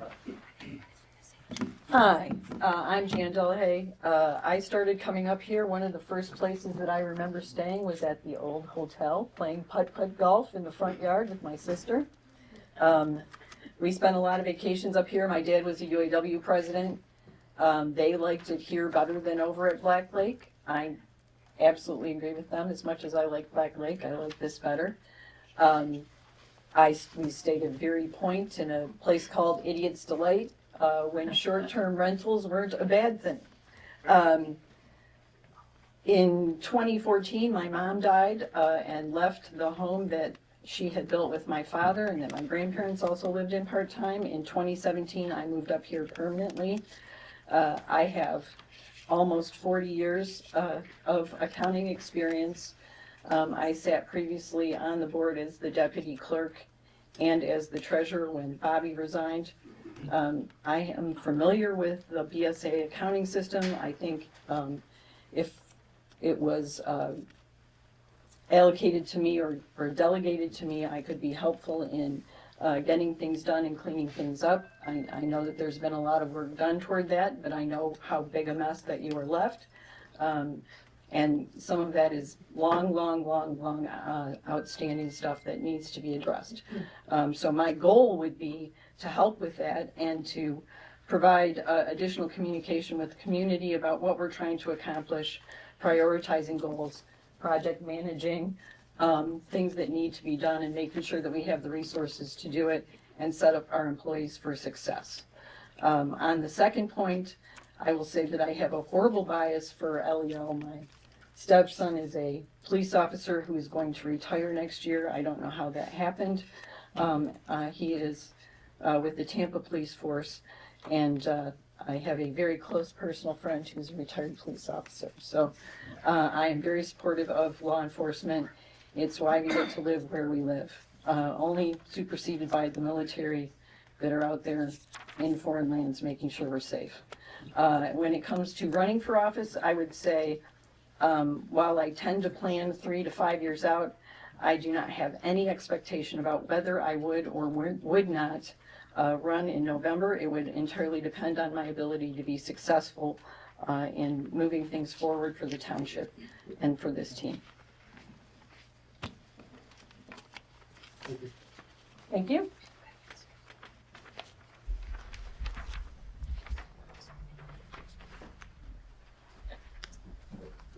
So there's obviously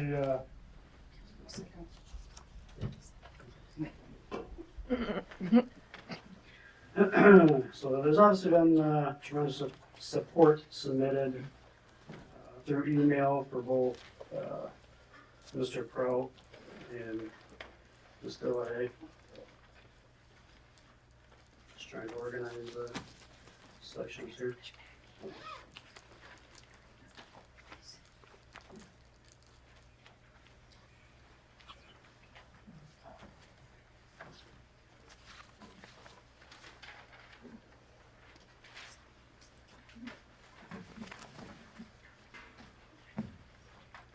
I have one last question for each of the candidates.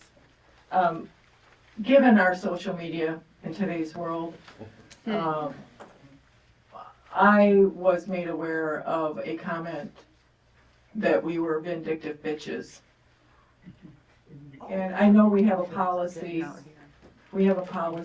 in this township about social media postings.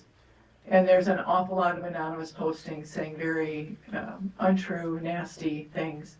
I'd like each of the candidates to address their opinion on how a statement such as being a vindictive bitch can help this township. Come together. You can stand in your place and state it, or you can come to. And I'm gonna make some people uncomfortable, and I'm okay with that. Okay. This was a postcard that was sent out by the slate of candidates that ran, accusing me at some level of stealing. My job, my license, my livelihood depends on that not happening. Now, this was anonymous too. So I'm here anyway. I'm willing to help anyway, and I don't hold this against anyone because we don't know who did it. But social media is not the only place that people drop unfair bombs about things that happen. And so that's what I got to say. With it as you wish. I can attest to that because it's. Kim, you're not an applicant, but I appreciate your statement. Mr. Powell? I feel like I'm at a disadvantage because I'm not aware of a lot of the material that you're talking about, or postcards or whatever. So I really have no comment on it. I don't think there's any place for that. But personally, I'm not aware of the situation, so I can't comment. Okay, good. Thank you. You're fine. You're fine. So sorry. It's okay. It was my daughter. It's late. I thought I shut it off. I guess I don't know how that. It's terrible. Again, I would like to see us come together as a community like we were when I was growing up here. When I could not do something, I might not really know who you are, but if I did something, my mom and dad were finding out because somebody was telling them. Not to get me in trouble, because we cared. Because it takes a village, and we are a village, and we need to come together again as a village. It takes a village to raise kids. It takes a village to come together. And saying mean and nasty things about people, the ice storm showed me that we can come together as a village again. But then it stopped, and we're back to it. And it just really breaks my heart because that's not what I grew up with. That is not the community, the town that I grew up in. Me neither. And I had some nasty things said to me that I shouldn't be applying for a trustee because I didn't know what a J1 was. Okay? I don't know everything, but I'm willing to learn. I can't say I have these degrees and how to do all this stuff because I don't, but I am willing to learn. And I get it. Other people are more experienced. They're probably better equipped to do it, I guess. I don't know. And I didn't have letters of support because I didn't know that's what I was supposed to do. I'm all new to this. Just like the Parks Commission.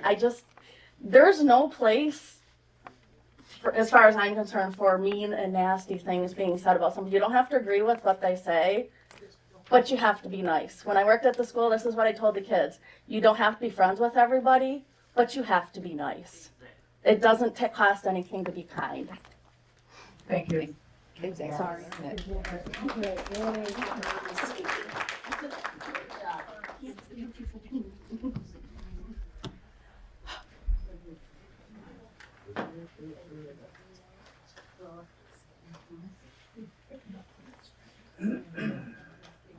At the last, at our December meeting, our December meeting, we talked about having a special meeting to make the appointment. Board, are you ready to proceed this evening, or do you wish to have a special meeting? I'd like to make the motion to have a special meeting set for next week sometime to review. So the motion is for a special meeting next week. Is there support for that? What's the date? Because we have to have this one by Sunday. Yeah, well, but the motion is do we want a special meeting? If there's no support, it dies. If there is support, we'll find a date.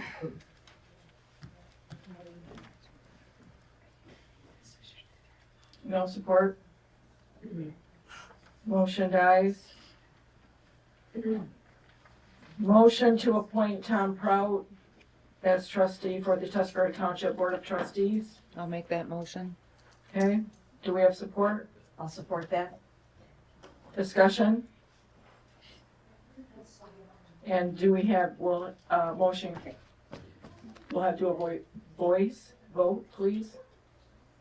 A roll call? Yes, ma'am, sorry, it's late, it's past my bedtime. Okay. Trudy, Yes. Lori, Yes. Jonathan, No. Laura, yes. Motion carries. Mr. Prout, welcome to the board. Thank you very much. Thank you. We look forward to working with you. All right. Fireworks. I think we need the Do we need a Stacy. I'm sorry? She's important to the parks. Stacy, you serve as a co-chair for our Parks Commission. We can't lose you. No, you're very important where you're at. There's, You're very important. Does anybody need a bathroom break? We've been going at this for some time. I say we just keep it. Yes. 3 minutes. Oh. Let's, Lori does. Sorry, is that the 4 Diet Cokes I had today? Let's just keep that.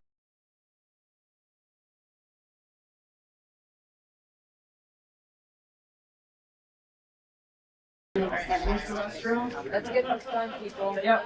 All right, fireworks, Jonathan. All right, fireworks, I just want to say nothing. Yes. No? Yeah, maybe. So it's unfortunate, very unfortunate to say, Great Lakes fireworks does not have the July 3rd date available that we originally set. And by no means was it any lack of communication on Trudy's part. There's emails dating, I think, back to middle of August, trying to get on the schedule through Great Lakes, and they just weren't very schedule ready at that time. So with that being said, Morgan Ayers with Great Lakes Fireworks states the only date they have slotted is July 5th. It's a Sunday, which to me, like I said, is very unfortunate. It would have been awesome to have a 4th of July display for the 250th annual or celebration on a Friday and continue everything out through the weekend. So I did talk with, like I said, Morgan. I did have a tentative, or pencils in tentatively upon board approval for the July 5th date. I did reach out to a vendor that she had recommended, a Wolverine Firework Company.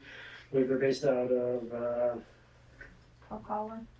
what's that? Call Colin. Yes, thank you. Submitted a request for some information, quote-wise, early last week, and have yet to hear back from them. I provided an email and a phone number for contact.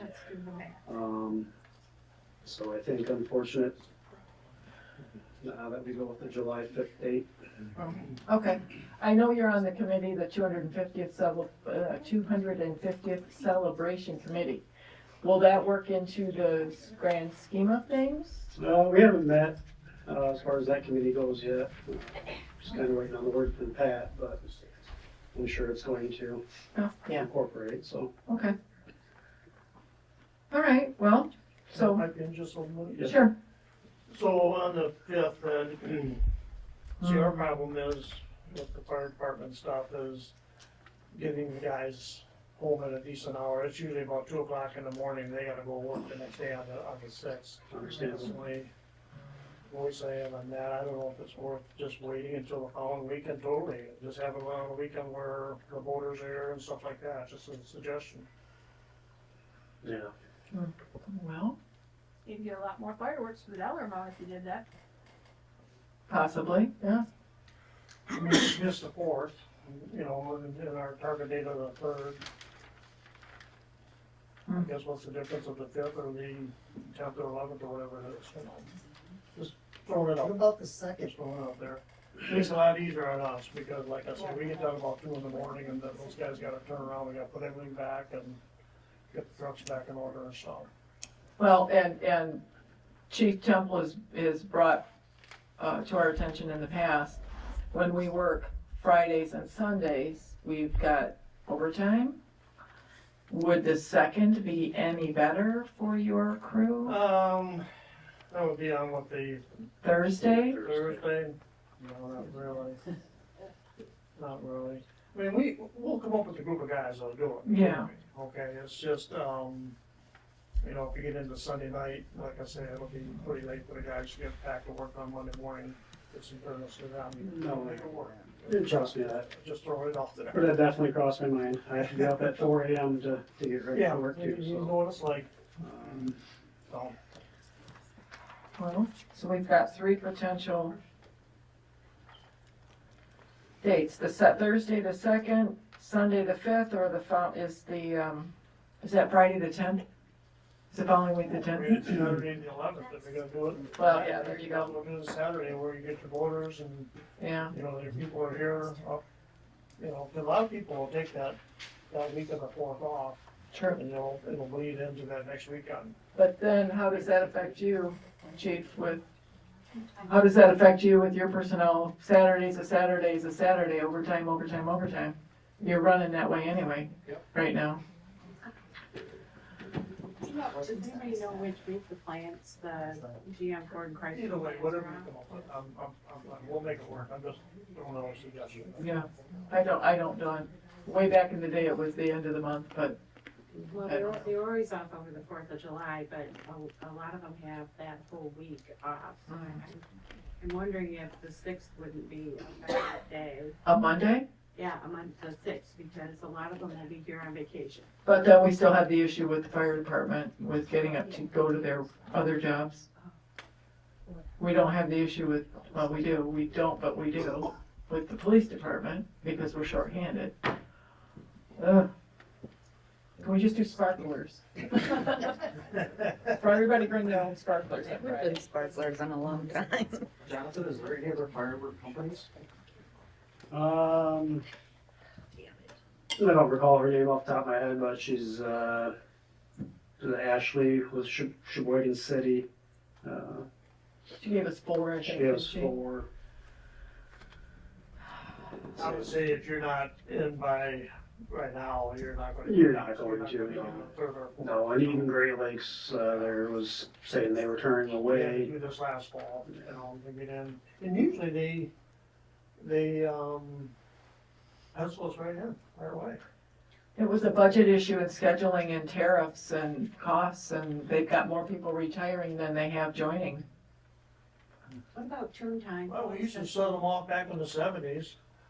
I remember that. 5-gallon drum, can't do that again. I probably still got the Oh, old come on, single Carl. burp shirt that I used back then. Jane's buzzing in my ear over here, tune time. Aren't they here the weekend before the 4th? Are they, They're the when do third they weekend go out? of June usually, right? Third week of June. The 3rd week of June? What's that, what's that date? Last year they ran it at 4th of July just as a weird thing, and then it was gonna be like another 10 years until that happened, because when I was on Parks, that's how it happened. Right. So what's the- But, so it's always the 3rd weekend, I believe, and you can ask him, but that would be the 20th or 21st. And even at that, the next one would be the 27th, 28th. Well, wait a minute, no, that's August, never mind. So I think it was meant to be in June when there wasn't anything going on, that was his. Yeah, thing. It he's just- already set a date for this coming year. It's usually the 3rd weekend, but I don't know. That's how it was supposed to be set, but I don't know. If it's the weekend before the 4th of July, maybe tune time, if you could do it on that Saturday at the end of their event, they might contribute to having big fireworks during their tune time event. I don't think it. And it's the weekend before the 4th of July. Yeah, I think. That sounds like 2 weeks before. I could be wrong, but I remember that's how it was. And I yeah. remember I looked it up on the calendar forward Yep. for years to see if they were still gonna pop up against that week of July 4th, because that was a problem. Yes, I remember And it that was as just well. this last year that they bumped up, but it wasn't gonna be that way this year. Yes, I agree. Yeah. Well, I guess I'll make the motion to tentatively secure the date with, on July 5th with Great Lakes Fireworks. Contingency of continuing to explore other companies and other possible dates, and we can bring it back next month. I'll support that. More discussion, additional discussion? That's a great. All right, so I certainly don't want to miss out on an opportunity and not have any fireworks. Right. 250th. So Oh, you don't. Sparklers and cupcakes. We'll have Yeah, we'll have fireworks. fireworks. And, okay, so motion on the table with support to do the fireworks on July 5th, which is Sunday, and continue to investigate other companies and possibly bring it back to the board in February. Any questions? No. All in favor, say aye. Aye. Unanimously passes. Okay, very good.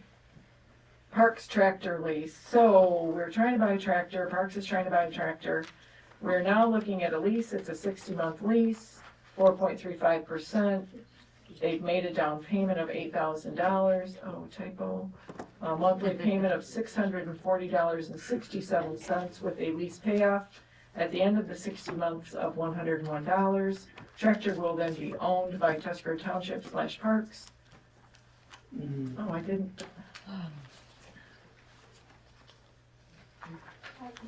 Say either my paperwork's already jumbled up here. That's my bad. Okay. There are hours listed on this lease. It does not apply because we will own it at the end of the 60 months, and then we can turn on trade it in the next month if we so chose.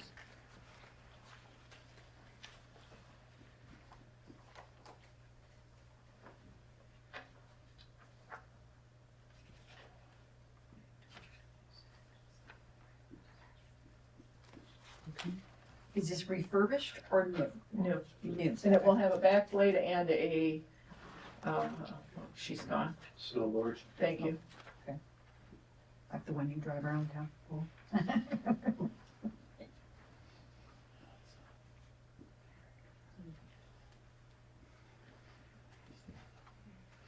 We're purchasing it local. Yes, yes, we are picking up sales. Well, I'd make a motion that we accept and approve for Parks to lease a new tractor that we will own at the end of 60 months. From Kubota Sales. From Kubota Sales, Ginnups, and Lansing.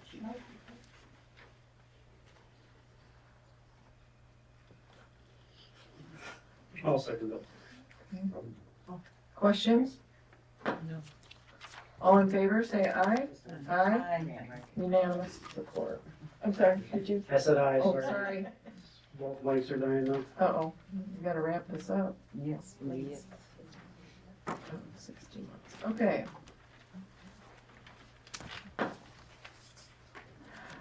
FOIA. What did I do with that? It's a mess. Yeah, mine is too. I've got it right here. I can't find it. All right, so we've had some discussion about the FOIA coordinator. Holy cow. Would you like me to read it? Yeah. So yeah, you do it because I can't read that. All right, so it has Freedom of Information Act excerpts. Oh, it is really small. I got it. A public body that is a city, village. I'm not sure what point you want to make. Well, the point I'm trying to make is that MCL, oh Lord, Act 442 of 1978 or 76, MCL 15.236 states that the township, city, village, county, or state department shall designate an individual in the public bodies as the public bodies FOIA coordinator. Our policy at some point got changed to read supervisor. My proposal is that if we changed it to individual, it might be a little easier to get the FOIAs completed. So that's my proposal, to change the wording of our policy to read designates an individual to replicate the law, MCL 15236.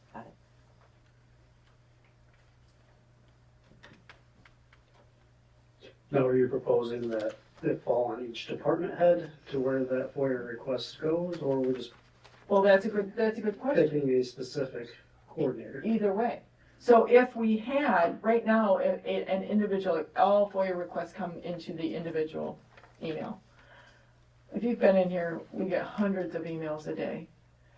If we have, there is a thought afloat that if we had a FOIA coordinator email, where that is the only one that receives, whoever is handling it would have access to that. Then That- all you do is forward each FOIA to the correct person. We can't hear you. And that person would forward each FOIA to the correct person. Okay, thank you. Oh, you're welcome. Getting tired. It's been a lot. I like a separate email. Yeah. And so, can I use you for an example? So, for instance, if you said, hey, I'll do that, we could work with Anavon to possibly either have those sent, if you wanted, had them sent to an alternative email that you could access from elsewhere, or you could have a VPN in and access that email. And then if it's something for the clerk's office, you send it to me. If it's something for Lori's office, you forward it to her. And the same with Trudy, if it's something for her. Sure. And we already talked to Anavon, and they can set us up a separate email account that's just for FOIAs. Oh, okay, good deal. All right. So the motion on the table is to change our policy 6.9, section 1 to read designates an individual as the FOIA coordinator. That's the motion. Yes. I'll second that. Okay. Any further discussion? No.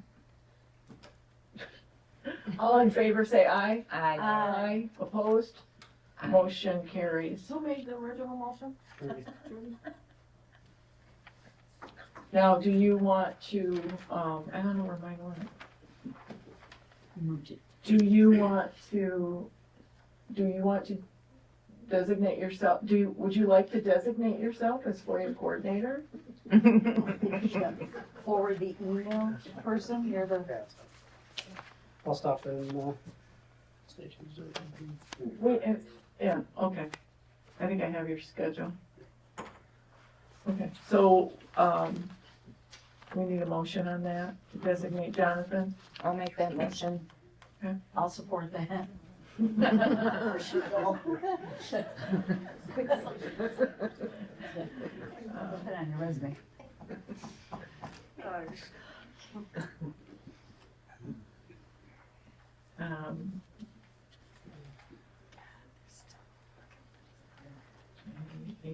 Oh, thank you. And set up new email. Okay, so all in favor, so we have a motion on the table to designate Jonathan Hutchison, trustee Hutchison, as the FOIA coordinator. And, all in favor? Aye. Opposed, unanimous, so we'll work on that with Anna, Jonathan, thank you. Get through those bills so we can get this fire department out of here. Yeah, oh geez. Poor guys. I know. We have coffee, I'm sorry, we have coffee. Okay, did you? Oh, okay, oh, wow. All right, sewer bills, new business, sewer bills, sewer construction, it's straightforward. If you were here for the sewer meeting, Steve went over this. Grand Traverse Construction is finishing up out at the wastewater treatment plant. They've got a punch list of items, and their total request, Grand Traverse Construction's request is $97,192.38 to finish up the housing of blower 3, installation of blower 3, relocation of the sludge tank decant lines, and installation of a 2-inch water line and small hydrant. So the motion is to approve payment of the Phase 1, Phase 2, and wastewater treatment plant bills, and And change order. and a change order. I didn't have no change order. That's 3 months. And let me get there. And a change order. So the change order extends the contract out to May 29th of 2026. Motion to approve and pay sewer bills and I will make that motion change order. to approve the bills and the change order as presented in the board packet. And I'll second that. thank you. Any discussion? All in favor? Aye. Opposed? Motion carried.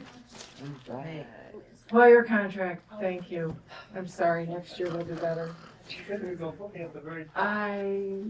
year I will. I will. I'll make sure. Remind me. No problem. Well, we'll make it real quick, yeah. Real quick. That sounded a little Just go over a threatening. few numbers here, what happened this year, what took place, how many runs we had. And, for 2025, we had, that's not here, 332 runs this last year. And, normal year for us is about 200 to 220. And, we had quite a few runs during the, I call it the ice age or the ice storm. Give you a little rundown as far as some of the different runs we've had. Just gas leaks, that's usually like a meter at a house, something like that there. We had 17 runs this last year. Fire alarms, which are usually just smoke alarms going off at residents. A lot of people have with their cottages and stuff, they have, fire alarm systems put in there that get dispatched to central dispatch. But anyways, we had 48 of those. Accidents this last year for vehicle accidents, we had 45 accidents. Assist medical, we had 21. And usually what that is we'll help EMS with a lift assist, or they're tied up at another run, we might go check on a patient or whatever. We're not paged for medical. We're fortunate to have our local ambulance right here in town, so it helps out a lot. But a lot of those are, we'll help out on, doing CPR, stuff like that. Structure fires, we had 7 structure fires so far. It's either 7 or 8, I'm not sure. I didn't write that down. Brian brought it to my attention, but CO2 and smoke detectors, 15 of those. Brush fires, we had 15 of those. Down power lines, 141 down power lines. Thank you, Mr. Ice Storm. Yeah. Water rescues, we had 5 water rescues. That's either ice or sometimes in the summertime with, sailboats and stuff like that. Our average en route time is 3 minutes and 42 seconds. I live about a block and a half from the station, so we're usually en route pretty quickly. On scene, that average of 6.87 minutes. So that's from leaving the station to getting on scene. Sometimes it's 11, 12 minutes if we're way out past Afton and that area and stuff.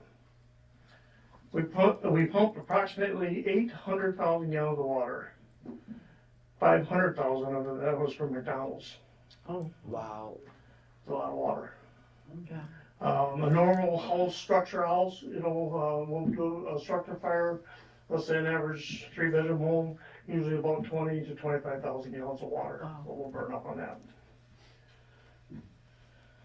We completed over 744 man-hours of training. It's getting really difficult to keep your firemen trained and up to speed with what the requirements are. They're constantly, about every 2 weeks, we're training on something, and something goes on where we got to get certified each year now. It's getting very difficult to keep up with the training.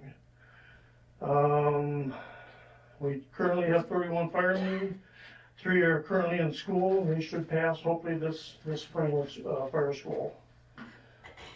Just a few points here of cost.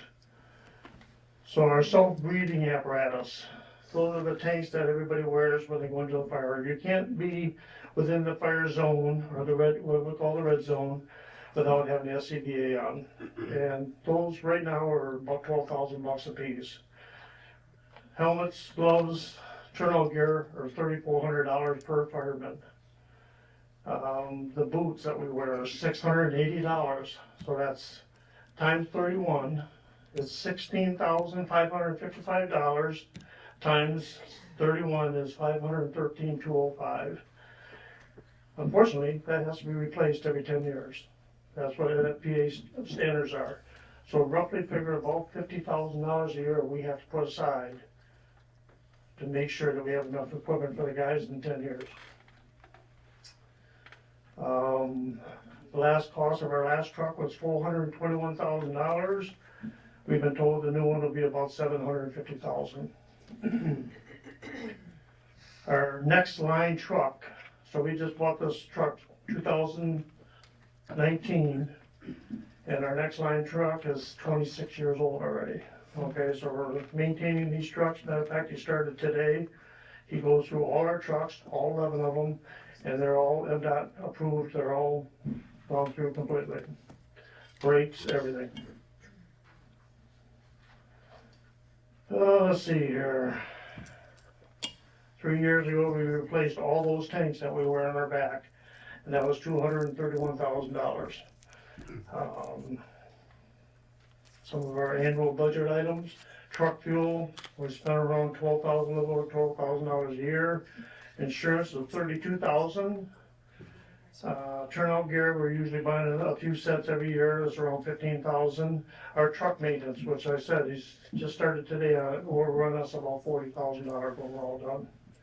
So she's a real expensive company to operate, and we appreciate the support of the Tuscarora, the residents, and also the township here for the money that we do get for our contracts. Brian Trombley's our president. Carl Pollard's one of our chairman, or one of our trustees. He was captain at one time. And then Dan Mallory, he's also our vice president. These guys help run the department. They're all businessmen, and so they do a real good job on the business end of it. Nothing like the chief does, though. Any questions at all, or concerns, or? I'll say this, you know, I work out of town, so I don't make a lot of the runs. But just like Bob Jordan before Dave, close to almost 100% on runs. So more than 90, less than 100.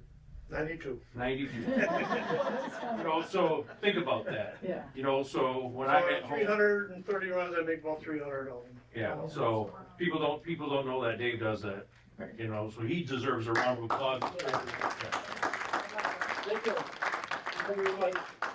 Get out of here.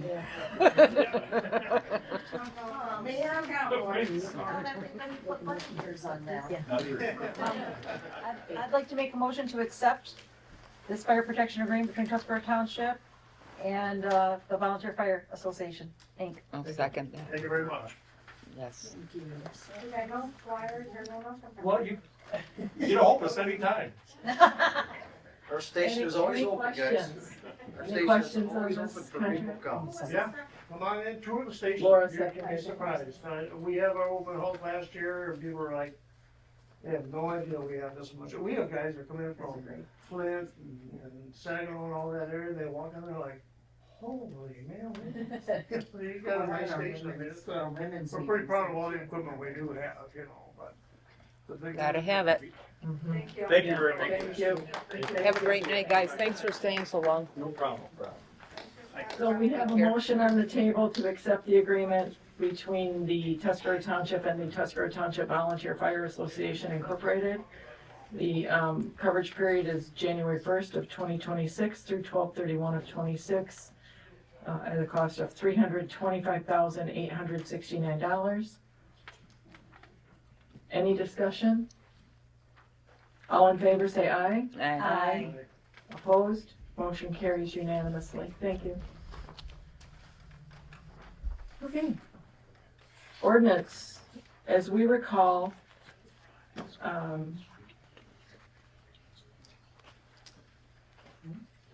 which one? Okay, ordinance 12 has to do with the annual meeting. I've been working with Rob on this to get the verbiage correct. So what the motion is to direct the attorney to make the necessary changes to the ordinance so that the board may adopt this ordinance at another meeting. And what we want to do is change the meeting from the last Saturday in the last month of the fiscal year to be held on any day that is not a weekend or a holiday in the last month of the fiscal year. So the motion is to direct the attorney to make that change, and then we'll bring it back next month again for board approval. Right, I'll make that motion. Okay? I'll support it. Any questions? All in favor say aye. Aye. Aye. Opposed? Motion carries.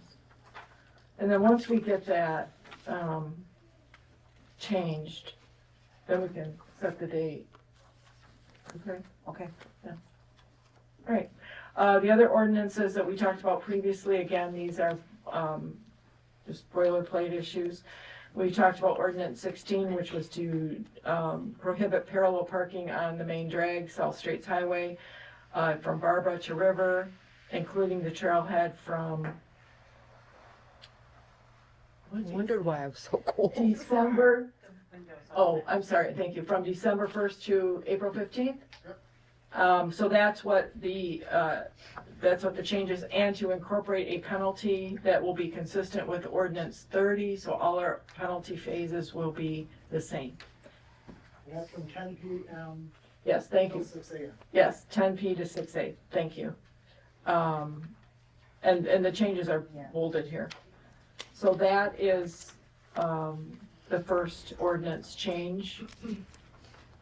Do we have a motion to make this change and publish? I wonder, can we do them both at the same time? 24 and 16 and 24. So then we'll go on to the next one. Ordinance 24 is to add the penalty to be consistent with Ordinance 30. We're gonna add it to the driving on the snowmobiles on the sidewalk, right?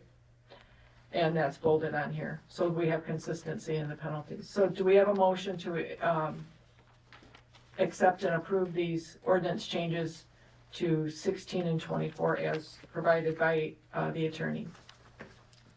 Yes, I will make a motion to approve the amending of ordinance 16 and 24 as discussed at the last meeting.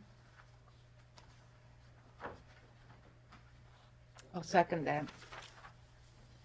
Any questions? All in favor say aye. Aye. Aye. Motion carries.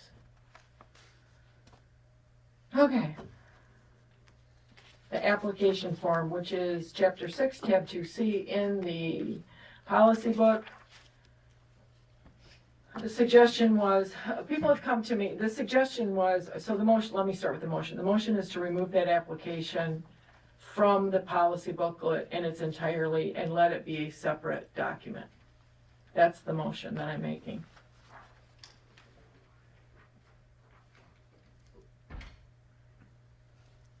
I'll second it. And that way it can be adapted to the position that people are applying for, not just this Generic. Boilerplate, one right. size fits all. Correct, yes, yes, and, yes, yes. Okay. From policy. We'll still have applications, we'll just target them and they'll be, yeah, exactly. Any other discussion? All in favor, say aye. Aye. Who was the first and second? I'm sorry. Judy and Lori. Who was the Oh, Or Lori and, I was the first. and then Trude. John was the second. Sorry, kids, sorry. It's late. Thanks, Brenda. Hello. I need some coffee. I know. You were right, wait for me to talk about. Uh-oh. Okay. Oh, and he left us. Bids for the heat exchanger. We put out an RFP for heat exchanger. So we did the boiler, the boiler died. Now we need heat exchangers, which will separate the water from the water that goes through the whole building. It'll be its own enclosed system. So we have two bids. One from Ballard's to replace a heat exchanger on each boiler. We have two boilers. The cost from Ballards is $29,052. We have a,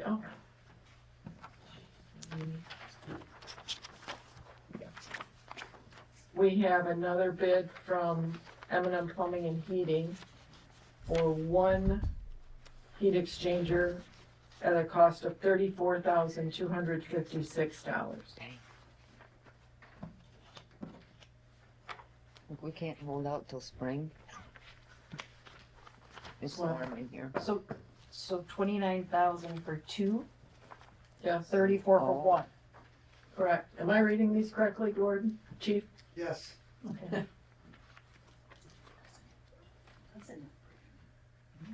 And these costs will be split three ways, again. And it says electrical work not included, in quote, if required for job.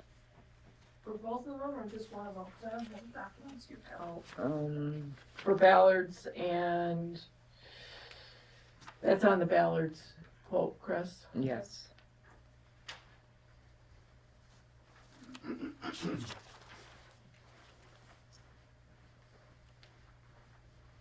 M&M Plumbing and Heating does say wire the new pump, So they're including it. correct? But it's still only one Yeah. it's heat only one. exchange. Where the other one's for two.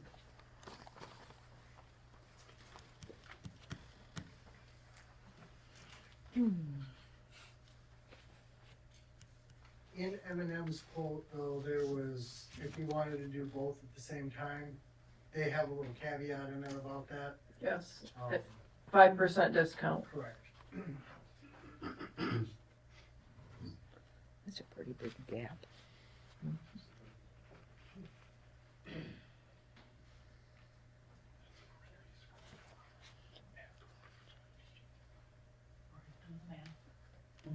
So it costs us 34 for the first one and 32,300 for the next one. So together for two of them. Is 66, roughly. He just talked himself right out of his mouth.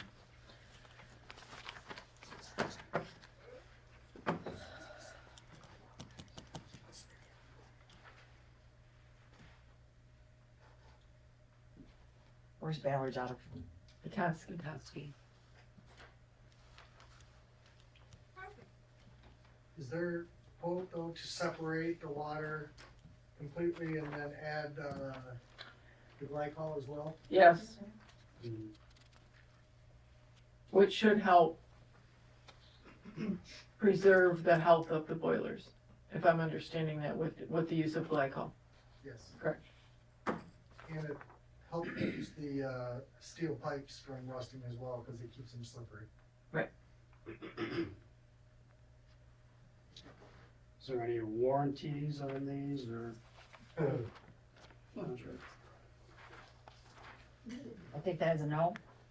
Our warranty on that brand spanking new boiler that we just put in is already null and void, because we hooked it up to contaminated water. M&M says all installations come with a 5-year workmanship guarantee.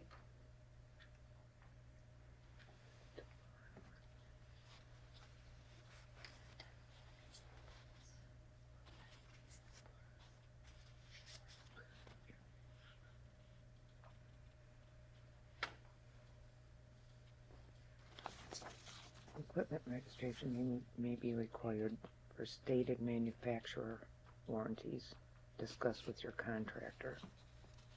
And that's Ballard's. Right.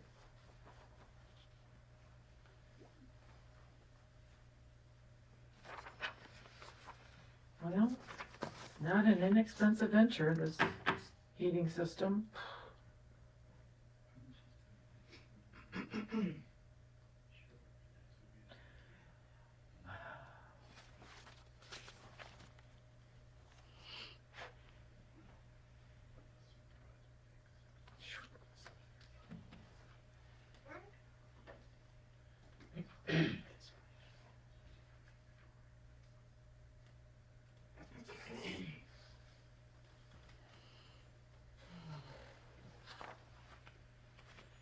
I guess the big thing is at this point in time, if we don't hook it up, I was told that we were already lucky that that second boiler is still in operation. The old boiler, the second. We just purchased another brand spanking new boiler. If we do not get that on its own water system, We got the same thing. we're gonna, well, we already don't know how long that second boiler is gonna last. Well, what did the kid from, the technician from Ballard's tell you? We were lucky that we got 6 years? Yes. At the way that Right. its current operations. Without- Which means the contaminated water plus not having any control over the temperature in this building. Correct. Because they were running, extremely hot. Yes. We have the controls situation now all under control. Correct. But we just need to get it separated on its own water system. Get those other two heat exchangers on the backs. Yeah. And those heat exchangers heats the water for the rest of the building. Correct. Well, we can do these one at a time, it's just, it's a lot of money. A lot of money that we didn't budget for, Right. just like the boiler, we didn't budget for that Right. either. Right.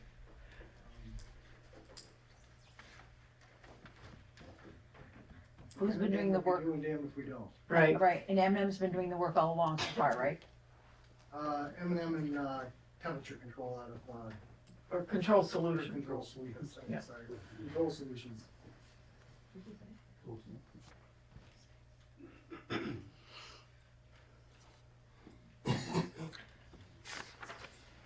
Well, I didn't ask this of Ballard's, they do have financing, but I don't wanna do that. I think if we're gonna do it, we do them both and get it done. That's my take. And then hopefully this thing will be put to bed. Well, never say never. I'll take them on. Yeah. But I do think that we need to, for the maintenance portion, M&M had talked about scrubbing those boilers out and heat exchangers of the inside with that muriatic acid of some kind. Yes. And Is that part of their bid also? Is that why it's so much? No. Okay. so in June, we have our service contract with M&M coming up. So that would be part of that. Because obviously they're not gonna tear into the boilers this time of year, they're gonna wait until Right. the boilers are shut down. But to get them to come back in here and actually clean the old boiler, they seem to think that that might actually get us a little bit more longevity out of it. Not two, one. I'm sorry? So not two, replace one now, have them come clean the other one out, and we might be able to hobble along with that one cleaned out, or no? I mean, you're the one that's talked to them, I haven't. So I would recommend that we just do them both now and get them on their own water system. Okay. Get the glycol in there. M&M's gonna have to start testing that water every year as well, Okay. to make sure that it's within the factory standards. Even if we can call with them. And then they actually will submit that water test to Lochinvar, which is the manufacturer. So they'll have documentation that our water levels are still good. But yes, in June, when the boilers get shut down, then we should definitely have M&M do the muriatic acid and get them all cleaned out. And that would actually make that boiler last longer. Right. So is our service contract with M&M next year gonna go up? Probably. Yep, but we But I also, also want them to change the filters more often than they are too. yes. They're up to 3 times, but I was down there when they just changed them, 2 months old, and those filters were clogged. Yeah, so again, we talked about maybe putting that out for bid, who's good, I don't know. But yeah, we have to absolutely expand that maintenance contract. Yep. Okay, so the question at hand is accept one of these bids, put it back out for bid. No, make the motion to select Ballard Plumbing and Heating to replace both heat exchangers. And then any accompanied work. I'll second that. Any other discussion? Additional discussion? No. All in favor say aye. Aye. Motion carries. And again, this will be shared 3 ways. Sharpen your pencils, people. Yeah. You're up, Plante Moran. Just real quick, we've had Plante Moran helping us prepare for the audit. They're a CPA company out of Southfield, and we are going to propose, an extension of their agreement with us to the 31st of January to assist with, W-2s, 1099s, and year-end tax returns. That's it. Does that need a motion? Sure. Are you making that? I left for a minute, but I'm back now. Okay. Okay. Yes, I'll make the motion that we, extend the agreement with Plante Moran till the 31st to get their assistance with that. Okay, very good. Do we have a second on that? I'll second it. Discussion? What is the added cost for a 2-week extension? What were they charging us per hour? 180. Yeah. There was one invoice that was 144 per hour, so I'm not sure who was doing that work that they only charged that, but They were the cheapest of the, Yes. so it's just basically getting that. Tentatively, how many hours are you looking at? Oh, honey, I don't know. Just enough to get them the information they need so they can wrap up that year-end stuff. and they're already online, we've already done all the IT work as far as them to be able to get in and get it done, so that's gonna save too. We worked out all the kinks in that, so. Are you thinking you want to set a budget limit? Like 10 hours or 15 hours? But it comes out of my budget. I already, when I did my budget for the year, Oh, you wrap that in there? I budgeted for professional services Okay. and help with this stuff.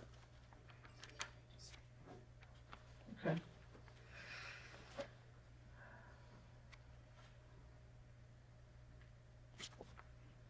So any other discussion?